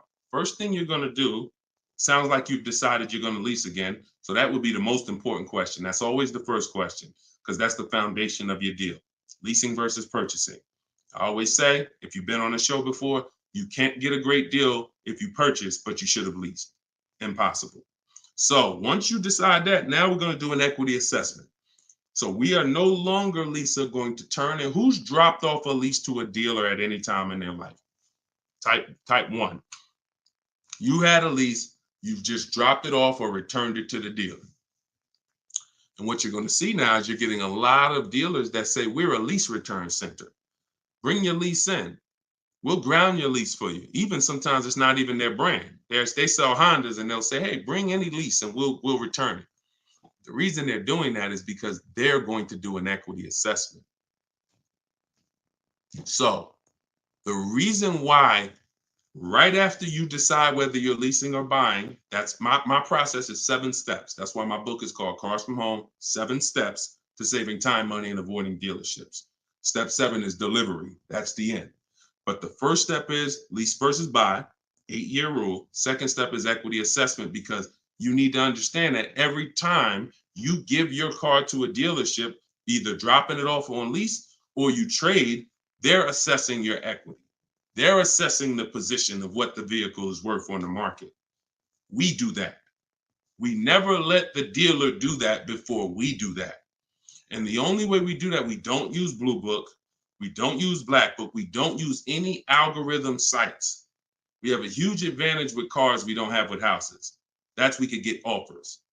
We can get real offers. Imagine being able to, at any time, if you're a homeowner, literally get no obligation offers on your home. You could just put your home, you could just go to buyers and say, here, this is the kind of house I got, and you could get multiple offers. Hey, I'll pay this for it, I'll pay this for it, I'll pay this for it. That'd be amazing, but you can't. So all they have with homes is algorithms, Zillow, Zestimates, and all of that. With cars, we can get real offers from the people who compete to buy cars. And this is our first step before we budget, before we think about what car we want, before shopping, we are doing an equity assessment. So what that looks like, Jane, is Lisa, is you're going to call your leasing company and you're going to get the payoff. There's two types of payoffs, a customer payoff, a dealer payoff. Depending on the brand, sometimes they're the same, sometimes they're different. Sometimes the dealers don't have to pay taxes. And so it depends. There's no hard rule, but you're going to get the customer payoff. Customer payoff, then you're going to ask them if you, that step is the same for everyone, whether you own a car, you lease a car, doesn't matter. Only people who don't have to do that is if you have a paid off car. You skip that step and you go right to the next step. But if you have a lease, you're going to ask an additional question. Do I have a third party restriction? If you don't have a third party restriction, you can sell to the highest online bidder. The bidders that we're going to get, if you own your car outright, you can sell to the highest online bidder. You have a lease with no third party restriction, you can sell to the highest online bidder. If you have a finance car with a bank loan on it, you can sell to the highest online bidder. The only people who can't sell to the highest online bidder are leases with third-party restrictions. So you're still going to go and get the offers from the online bidders because you want to know a roundabout of what the car is worth.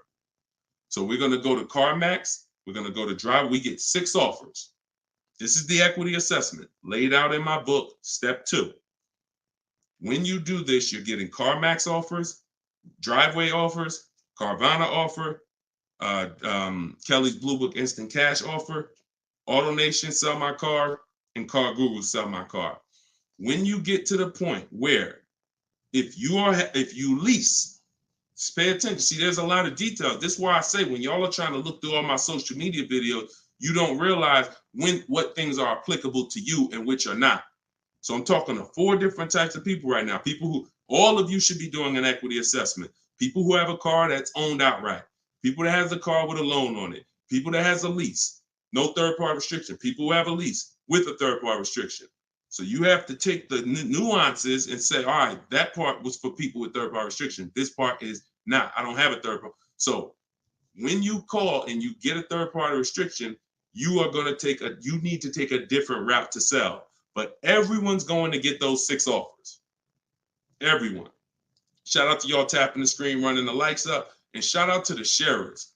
Thank you to everybody that shares the broadcast. It means a lot. Tag your closest friend. So now you get those 6 offers. If you have a lease, whenever you're on those websites, it's going to ask you, is the car owned, financed, or leased? You want to put owned. Do not put lease because it triggers something in their website where it thinks every lease has a third-party restriction and they may not give you an offer. So don't do that. Now, once you get those offers, you can sell to the highest bidder. Now, if you have a third-party restriction, we're going to take those offers.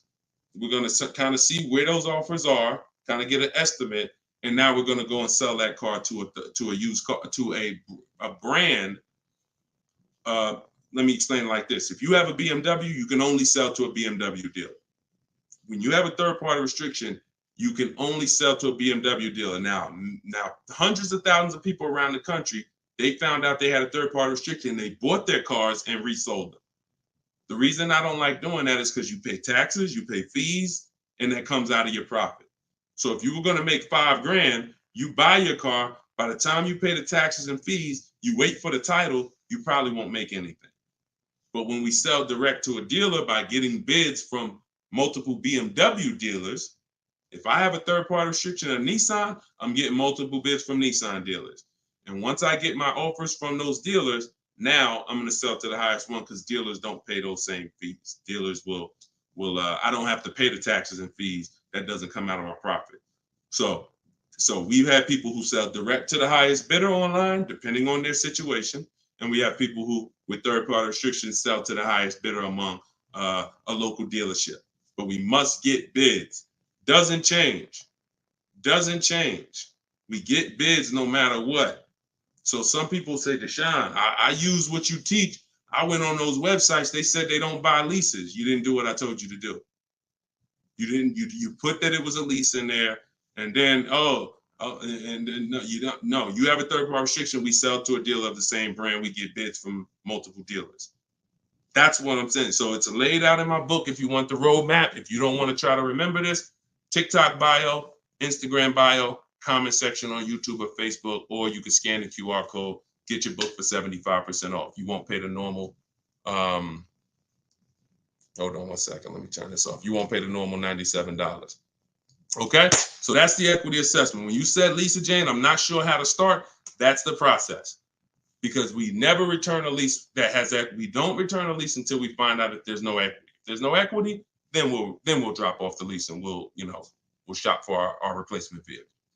All right, good question. Go ahead, Dolan. Good evening. How do I narrow down the luxury brand of car desired after filling out the shopping sheet? I'm looking at cars. Once you fill out the sheet and you're looking at, you're talking about you're in the step 4 shopping. Val, you're trying to decide what you want.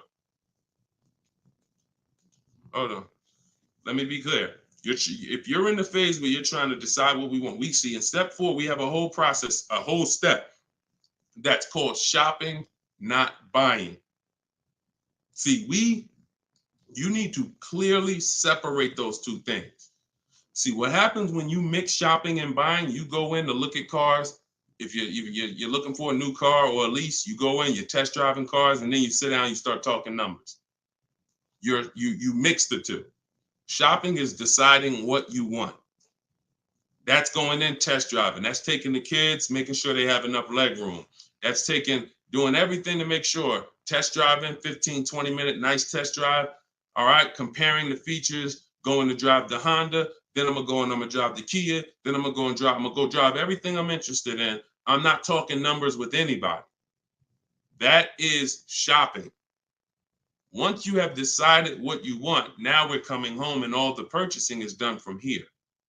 All the bidding is done right from where you're right. Like, this is where I get my cars at, right here. I sit right in front of my computer, and in 60 minutes of work, I'm gonna have bids coming in 48 hours. I'll know what the below market values are. So if you're just talking about the shopping phase, I'm on YouTube. If I'm looking for like a 3-row SUV, I'm typing in 3-row SUV. And then I'm looking at the competitors, because we're not giving enough. Look, car manufacturers do a horrible job of marketing. Horrible. There's 40-something companies that make cars that spend millions of dollars to try to get you to come see them at least. And so that's the reason why you notice when you have a car, they're reaching out to you before the car's paid off, before the lease is up, because they know once you get to the end, you're more likely to shop. That's why they try to keep you, we were reaching out to people with Mercedes 6 months before their lease was up. 9 months. Hey, Mr. Jones, if I could get you out early, would you consider it now? Hey, good news, Mr. Jones. Hey, I might be able to get you into a new Mercedes and keep your payment right around where you are, right around where you're at now. Is that something that sounds good? Okay, when can you come in? All right, not till this weekend, but you're going to have to lower the payment. This payment kind of high. Listen, Mr. Jones, look, we have several options. You're a loyal customer. You've been with Mercedes for a long time. Anytime you listen, I promise you, me and my manager will work hard to make sure you get a number that works for you. But the first thing we want to do is pick a car. We got a lot of nice new models. Want you to see them. Blah, blah, blah. You got to understand, if we're pulling you out of the car early, we're trying to prevent you from shopping the market, because every couple of years, there's new product, new technology, new features. You want to see this stuff. You want to see these cars. And so that's when I'm telling you is you're about to spend 50 grand, 30 grand, 70 grand. Take the time and treat it like if you were going into the mall to spend that kind of money. If you were walking into the mall to spend that kind of money, how would you want to be treated? Would you ever rush yourself? Would you want anyone rushing you to make a decision when you're about to make a $70,000 decision? A lot of you are not test driving enough cars. Now, with a used car, you can't test drive it until right before you buy it. So because every used car drives different. But for those of you leasing and getting new cars, purchasing them, you should be test driving everything that's in the category of a car you want. Everything. Test driving and then narrowing it down. This is how people end up getting a car, and in 3 months they're like, hey, I don't really like the car. It's not as comfortable as I thought. You didn't test drive it. You did a short, quick test drive. So don't rob yourself of the shopping experience. We don't. That's why I have a whole step that is only devoted to shopping. And then what you do, Val, is you put it into Google and you type in the year and you type in initial quality. That's going to tell you on that first page what the ratings say. Listen, don't ask your neighbor what they think of the new car. They might love it, but there's 10,000 other people in the country that have that same car. You need to know what is the data saying about that. 10% of those people might be dealing with electrical issues. That's going to show in that initial quality scan on Google. Then you look and you Google reliability. So initial quality's first 90 days, reliability's first 3 years. Everyone who's leasing needs to be typing those two things in. Initial quality, skim the articles, look for any red flags, then do the same thing for reliability. Those of you who are purchasing, you should be doing longevity. And that's going to tell you if the car has transmission problems later on. That's going to tell you what the engine is rated to do. These are 5-minute exercises that will save you from getting a Maserati that's in the shop every 3 months. So that's the shopping process, Val. And don't cheat yourself of it. Don't shortcut it. Take as much time as you need in that part of the process. Because once you decide what you want, getting offers is quick. If you're doing it my way, getting offers is literally 60 minutes. So don't rob yourself of shopping. All right, good question. Go ahead, Dolan. One thing I will not do is sign anything to test drive. If anybody ever, keep that question up. If anybody ever makes you sign something to test drive, first of all, and I have a particular way I set up a test drive. In my book, I teach you how to call a dealer, ask for the most experienced salesperson, the guy everybody loves, the person everybody loves, and you set up the test drive with that person. You set up a random test drive or you walk into, you don't know who you're going to get. You might get Lou Ricardo. He only been there for 2 months. He made $10,000 last month. He hungry. He feeling like he could do no wrong. Even when he lies, he's not going to get caught. And that's the guy you're dealing with. You got to set up everything is a system. Nothing is left to chance when you're following my process. And no one who's experienced like that would ever require you to sign something before you test drive it. Driver's license, I have your information. I have your email. Okay, that's what we need. All this other stuff is just a trick to lock you in. It's ridiculous. Okay. All right. This one's from YouTube. Deshone, I got equity now at the end of my lease, but I got a third-party restriction. How can I sell it to a dealer without buying a new one? Separate the transactions. When Dave came in, Dave was the first person who used this strategy back in 2021. And he joined me because he said, look, I had a BMW. As soon as I found out how to get around this, that made me like $1,500 to $2,000 more because I had the third-party restriction. You call, we speak to used car managers, and you're going to get bids from used car managers. Hey, I got a car. I'm looking to sell it. I have a specific script in my book, but hey, I'm looking to sell it. And, can I give you some information about it? And you give me an offer. And we want to get at least 3 offers. It's a relatively new car, 2-3 years old, and that's it. You're having conversations and you're getting offers. These guys, their job is to buy cars. So, but that's independent of who you're getting the car from. So if I talk to a guy and he was like, look, I like the car, I can pay you this for it, I'm going to tell him, look, okay, I'm about to shop for my new car. I'm looking to have that deal done in a couple weeks. And as soon as I make that deal and schedule the delivery, I'll call you and I'll drop off this car to you. Now he's going to say, well, if too much time passes, I might have to look at it again. No problem. Understand. If 2 months pass, then yeah, I would keep in touch with him and be like, hey, I'm still shopping. Do you need to take a look at it again? Just so the person, I'm always, anyone who's listening to me who uses my stuff, they're always locking up equity in who they're going to sell the car to before they focus on the new car shopping. Before. Equity needs to be, because that's a bidding process. I've already gone through the bidding process. I know who I'm giving my old car to. Now I'm on to my next car. I'm on to the replacement car. I'm on to the loan that's separate. But this needs to be locked up first, because what will happen is you've been taught, don't tell the dealer about your trade till the end. Let me tell you how horrible, who's heard that advice? And I'm gonna tell you why that's the worst advice about getting money for your trade-in you could have ever listened to. Hopefully you never listened to it, but who's heard, don't tell the dealer about you that you have a trade until the end? Who's heard that? Okay, Adri said, I've heard that. Okay, who's heard that? Okay, SS, I see you on YouTube, me. Okay. This is a widespread thing. If you go on any of the negotiators' websites or whatever, or you see social media videos, they'll tell you, I'm gonna tell you why that's horrible. Because they're teaching you to shop a way where you are gonna negotiate your way to a deal. You're not sitting at home bidding. And then, so you're spending this time, and now you get the dealer to a price that you're comfortable with. All right, I like this price. Now they're telling you spring the trade on them. So what happens when the dealer doesn't give you what you think the trade is worth? What happens?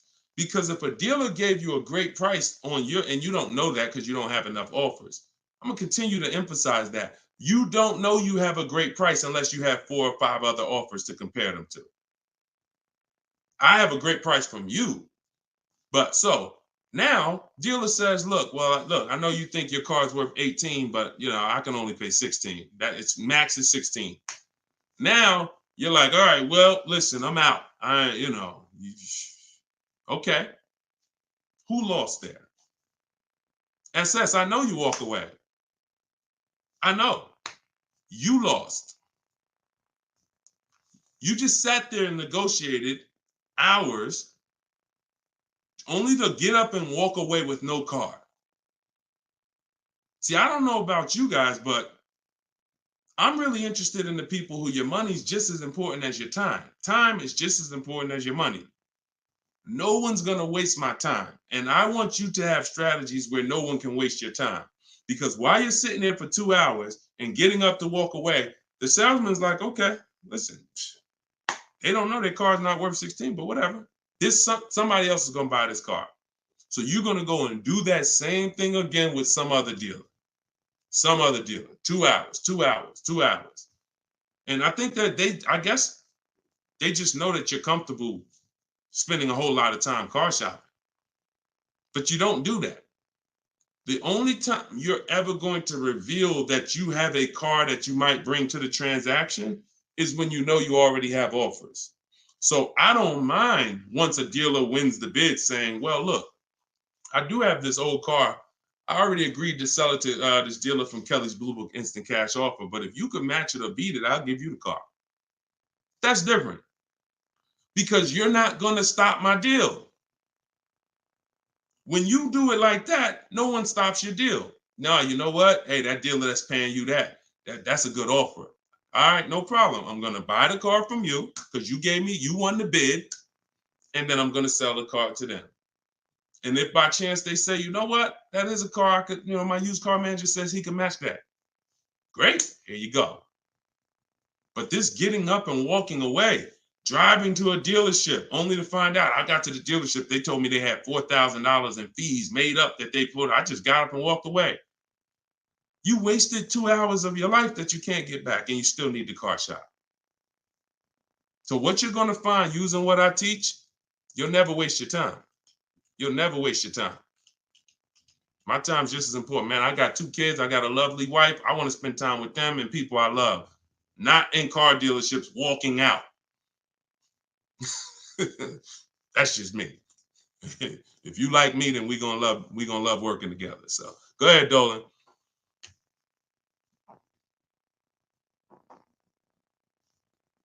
All right. Why is the dealership telling me I have to pay a down payment on a lease? You're only talking to one dealer. That's it. 80% dealer. See, listen, lazy shopping. And listen, I don't know you, Jamaica. I don't know how familiar you are with my stuff. 80% of dealers are overpriced. 80% of dealers are gonna lie. You're only dealing with one dealer. That's what you're gonna get. You're at the mercy of one dealer. But I'm gonna tell you something. You're never gonna get stuff like this. Total $690 a month, $54,000 BMW, sitting at home getting bids. Look, absolutely thrilled to share. I graduated. She joined my program back in 2020. Now, just so you know, I have a video program and coaching. It's the same. It's based on the book. It's 7 steps videos, 7 steps, 7 steps in the book. So, you know, for those of you who want to know about this other program, you go to my bio, you can attend my masterclass, and you can attend my free masterclass. But this is what happens when you bid. Look, when you get bids. This is my first time leasing a brand new car. Got a 2023 BMW. This was last year. Awesome lease incentive, 75 off, plus you got $1,000 off. Look, Greg, 527. Look, monthly payment, 527. You don't see down payments here. Look, Danielle, $550 a month with first payment down. That's it. Included maintenance, gap insurance, all the fees. Look, we could do this all day long. This was Bonita in the middle of the pandemic. Middle of the pandemic, while people were paying $5 grand and 10 grand over sticker for Telluride. Look, I got my got my dream vehicle, 2023 Kia Telluride. Got that in December 2022. Bids, 600 down, 600 a month. That was a 1.25 lease. I remember when she got it. And I always show that because people were out there, oh, there's no deal. People have been saying that for years. People have been saying that to me for years. Deshone, there's no deals out here. Somebody probably wrote that in the comments. I'm sure that's one of the questions. Sean, it seems like it's no deals out here. And listen, no strategy, no deals. Strategy, great deals. So one of the things we're never going to do is listen to what one dealer says. 5 dealers, 5 offers. You could do it your way, manually, or you could do it my way. It's up to you. But you get 5 offers because 4 are overpriced. That's the numbers. Okay? And that's how you guarantee when you drive off with a car that you paid the lowest price in the market. You can't guarantee you paid the lowest price in the market when you only got one price. You can't guarantee when you only got 2 prices. Now, somebody who in my book, I teach something called the 25-to-5 strategy.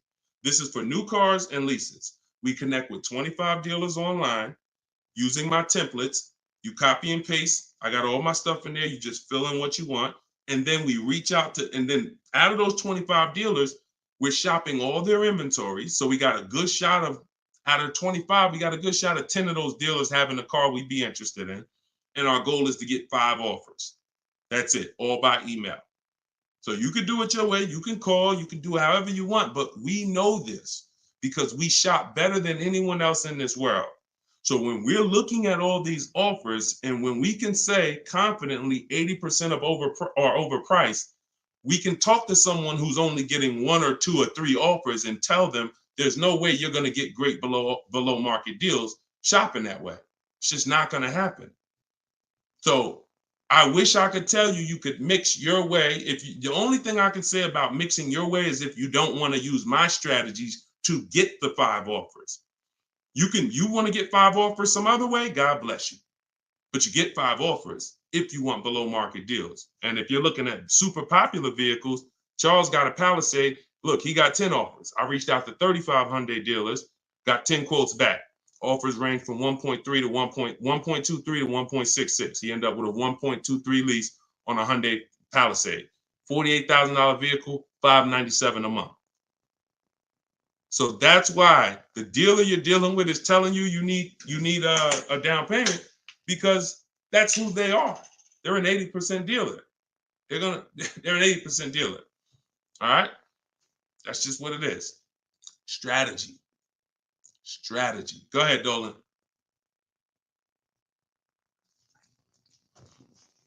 All right. TikTok. Miss Brooklyn. How much is a good price under MSRP? It's going to be different for each car. It's going to be different for each car. There's no way for you to know this. No way for you to know this. Look, Eddie got a Toyota. He got $2,086 under MSRP. You don't know what the bottom is without offers.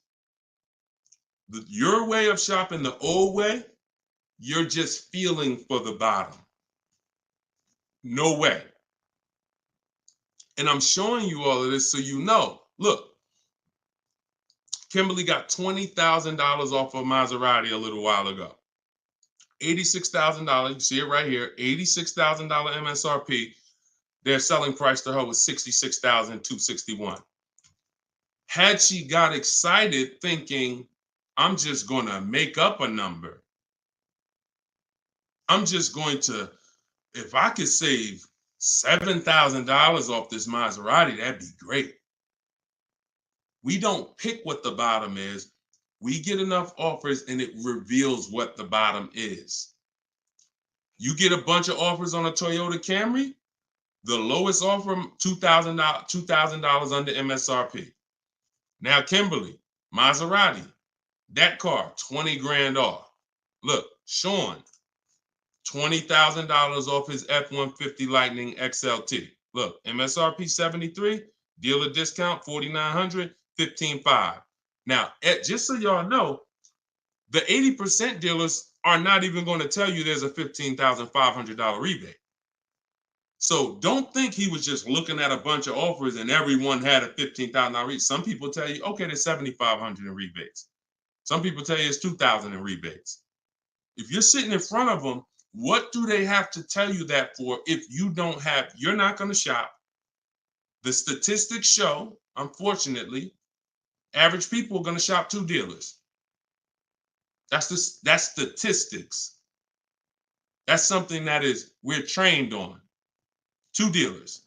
So if you're going to shop 2 dealers and you're going to shop like the average person, why the heck am I going to tell you there's a $15,000 rebate on this vehicle when you're sitting in front of me and we just negotiate? That's what you're going to get. So it's no way for you to predict where the bottom is. Look, it's no way. Look, this is Tiffany. Tiffany sent me this the other day. She used my book. She got a $44,000 CX90 Mazda 2024, $6,530 off. Look, you see it up at the top. Believe we got a good deal from what we learned from the rest of the book. This is a bid. Now, I'm going to tell you, I don't care how big the discount is. If it's from one dealer, that's not enough. Because again, the discount could look amazing. Wow, 7 grand off, 10 grand off, 15 grand off. Until you get the 5 offers minimum, what if the max was 20 off? What if the max was 25 off? I told you, I sold a Maybach when I was working for Mercedes-Benz. It had a $20,000 rebate. If a person was getting bids for the Maybach, they would have saw that they could probably save 30, 40 grand off a Maybach at that time when they were running a $20,000 rebate. But if they came in and the dealer said, all right, look, I'll give you 15 grand off. If they thought, okay, that sounds good. So you don't get to pick where the bottom is. No one does. And if you try that, you're going to lose every time. And you're going to lose by not getting to the bottom and by wondering. See, that buyer's remorse, that's wondering. Was that really the bottom? You think we could have got more money off? That's buyer's remorse. We never have that. I want you to never have that. And when you sit at home and you let these offers come to you and you look and you see 5, 6, 7 people bidding for your business, you'll never wonder. You'll never wonder again. That feeling of in your gut of, oh, I hope I'm not getting ripped off. Oh, I hope this is a good price. That's a thing of the past. You'll never have that. Okay? And you deserve not to ever have that. Stop shopping the old way. Okay? Go ahead, Dolan. Very common question, too. Yep, you did the work. This one's Nita from TikTok. Instagram, I don't see enough questions over here. Instagram, I see a couple of y'all on, but I don't see any questions. Can I oil you up? Okay, you got to get it. You always got some weirdos popping up. That's why I'm going to let Dolan pull in the questions. Sometimes I'll be reading and we get just good. All right, so Nita from TikTok. Should I be worrying about the cost of insurance when buying a car? I would look, insurance is insurance. I would use a site like Insurify or Jerry, the Jerry app. I would use a site that shops multiple companies. Insurify shops multiple companies. And some of the smaller companies that don't have the big budgets, some of you go to insurify.com tonight, you might save money. So you need to, and I'm not endorsed by Insurify right now. I just believe in the product. Look, I believe in anything that gets my favorite two words, multiple offers. Because that's how we buy everything else. That's how we buy TVs, that's how we buy electronics, that's how we buy groceries. You go in, you want some potato chips, you got 30, 40 companies competing. You got, spaghetti sauce, 10 different companies competing, trying to sell you. Oh, we're on sale this week. Blah, blah, blah. It's always multiple offers. So any tool that gets multiple offers, I love it. So Insurify.com or the Jerry app. Yeah, insurance is insurance. J Love, how's the market looking? Watch the earlier broadcast. We answered that. That was pretty much, I think that was the first question in the show. So you could go to YouTube, watch the rebroadcast, and you'll see the answer to that question. Go ahead, Dolan, shoot that next one out.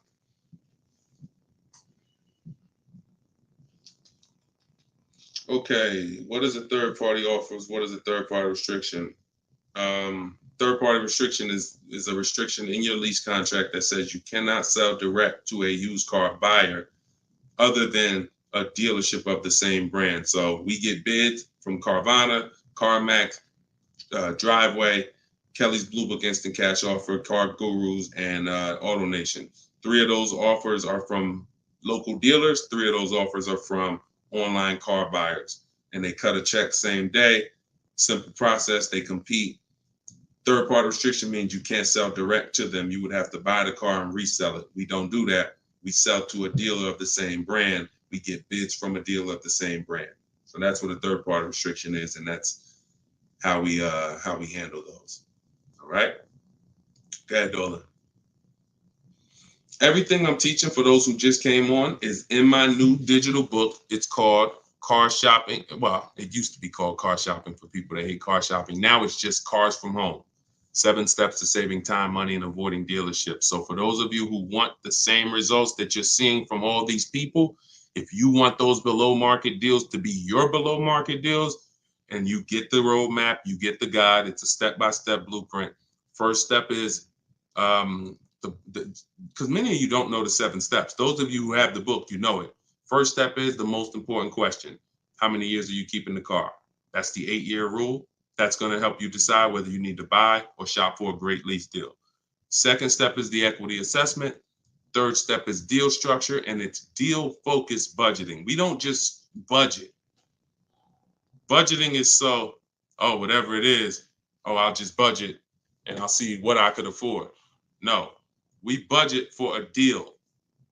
You need to know what a deal. When I'm budgeting for a lease, I'm budgeting to see if the lease is great, this is what it should cost. If I'm budgeting for a purchase, I'm budgeting, this is how much a great deal should be. I'm coming up with my max offers way before I ever go look at cars. So that's day 3. That's step 3, deal structure. Step 4 is shopping, not buying. Step 5 is multiple offers. That's when we're in the market. Step 6 is paperwork and protection. Step 7 is delivery. 7-step process. So everything is in there step by step. You can get your copy for 75% off as part of our book launch. It's in my TikTok bio, in my Instagram bio, or if you're on Facebook or YouTube, it's in the comment section, or you can scan the QR code on the screen. If you're watching us on TV, you can scan that QR code with your camera to get your copy. Be in your inbox in 5 minutes. Okay, this is Wes from Facebook. How do you feel about vehicles that are well over MSRP? Don't. See, I mean, if you guys can't see that you need help, because the language you're using is really desperate language.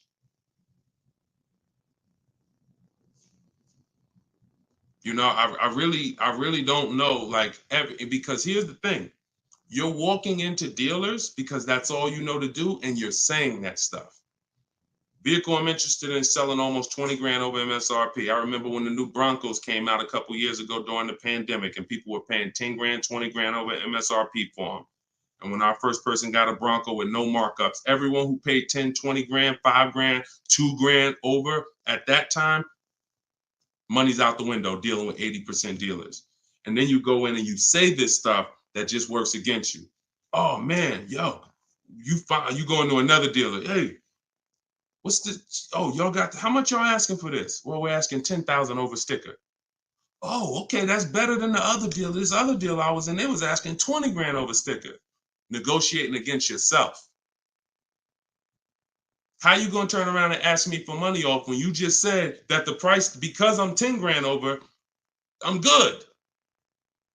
Oh man, you only 5 grand over stickers. Man, you all right, this is good because the other one was 20 grand over sticker. Okay, so don't ask me nothing about my 5 at all. You interested? Because hey, yeah, let's talk. What's the payment like doing this? All right, come on, have a seat here. This is you going out with the cleaver in your head. I don't know how else to tell you. Like, sometimes I'm nice. I'm a nice guy. I wouldn't be doing this if I wasn't a nice guy. This is what God put me here to do. But I'm telling you, you're a sheep to slaughter. If you don't learn this strategy, you are a sheep to slaughter, and every single time you buy cars, you're overspending by that. You go out right here. Now, if you get bids and you start to see, okay, man, I could get that car not only for this. We had somebody come on the show the other day, and she said, man, I got a brand new 2024 BMW X4M, the M. And she said, I got the bids. I got 4 grand off and another 3,000 for my military. I saved 7 grand. Bids sitting at home. Some people going in the BMW dealers paying 5 grand over sticker for the brand new, newly designed 2024 M. So, any way I could get it, I'll break down the numbers and let you see. That sound like this guy and these people he's showing getting way different results than I'm getting. And sometimes I'm gonna just be straight up with you. You $24. I don't know. So go ahead. I don't know, because that's it. All I could do is just follow the show and listen to what we're talking about so you can understand. Go ahead. Go ahead, Dola. You can't make people. It's crazy. Like, literally, you cannot make people. Like, I could sit on here, talk to them blue in the face, talk about the money, show the people. You can't make you. I can't make y'all. So only the minority of people who are like, yo, you know what? This dude, I've been public for 3 years. If what I was teaching wasn't working, if I was scamming, if people were getting my stuff, we wouldn't be 5-star reviews. We wouldn't have 2 million followers. It would have came out a long time ago. I've been doing free master classes for 3 years. This would have been out by now. So understand, I'm fighting for your money. I'm fighting to protect your money. And I never had a book for $24. The least expensive way to work with me before my book came out was $397. I'm gonna let that sink in. The least expensive way to work with me prior to my book coming out was $397. And people didn't bat an eye. Some of you been in my master classes. You've been in my free master classes. You know, oh man, I can't work personally with Deshone. I can't get his step-by-step strategies until I invest in his program. All those people that y'all seeing been investing in my program since the pandemic. I never had something for $24 that you could get everything I teach. It took me everything because I priced the book at $97. I said, it's not fair. It's not fair that I'm going to help you save thousands and thousands of dollars and I'm charging the same price for daggone books that are talking about wizards and fairies. That's not fair. But, I got to be obedient. God told me do this, I'm going to do it. I don't know how long I'm going to do it. But for now, You can get your book you can get your book for 75% off in my TikTok bio, in my Instagram bio, in the comment section. YouTube and Facebook. TikTok, is it better to get a car loan from a credit union? No, we use a process. Everything we do is bids. So if you're new to this, we use a process called the bank bidding war, where it's 3 rounds. So before we look for a car, if I'm looking at a Honda, first thing I'm going to do is see, does the Honda I'm looking for have any special interest rates? 0%, 0.99%, 1.99%. That's going to eliminate my needing to shop for any bank loans, because a special subvented interest rate is like a finance rebate. They're giving you rebates in the form of financing. So no one can compete with that. So once I do round 1, if there's no special interest rates, now we start getting our bids for the car. Or if I'm looking for a used car, we start, shopping the marketplaces, narrowing it down to the ones that are going to be the best value. And then once we see who wins the bid, we find our car, we lock up that car, and then we go and we start round 2 of the bank bidding war, which is going to be our credit union, our banks, online lenders, going online and letting everyone access our credit with a hard pull. Because if you do this right, this weighs on your credit just like one hard inquiry. So if one hard inquiry drops your score 10 points, you could have 20 hard inquiries in this 48-hour period, and it's going to drop at the same 10 points. So we do that, and whoever gets the best rate, whoever makes us the best offer from round 2, then we call the dealership and we give them an opportunity to beat it, and that's round 3. The dealers have 7, 10, 15 banks. Any of their banks can beat it. That's the bank bidding war. Everything we do is a bid. There's no price assurance shopping the old way. Not only are you overpaying, even if you get a good deal, you're going to question it because you don't have enough offers to compare it to. Once you have enough offers, I had 10 banks compete for my business. I know I got the best rate. We need to know. That's the name of the game. Price assurance, guarantees. These are words that you haven't had in your car buying experience. I'm guaranteeing. If I ask any of these people here that I showed you, Tiffany with the Mazda earlier, Sean with the $20,000 off his F-150, Charles with his Palisade lease. If I asked any of these people, if you said, hey, look, are you willing to bet me $500 that there was no better offer in the market that you could have got, they'll all take the bet. I'll take the bet. But if I asked you, and I took listen, what's the last car you bought? Okay, are you willing to bet $500 that there wasn't any lower offer in the market for that same car? Would you take the bet?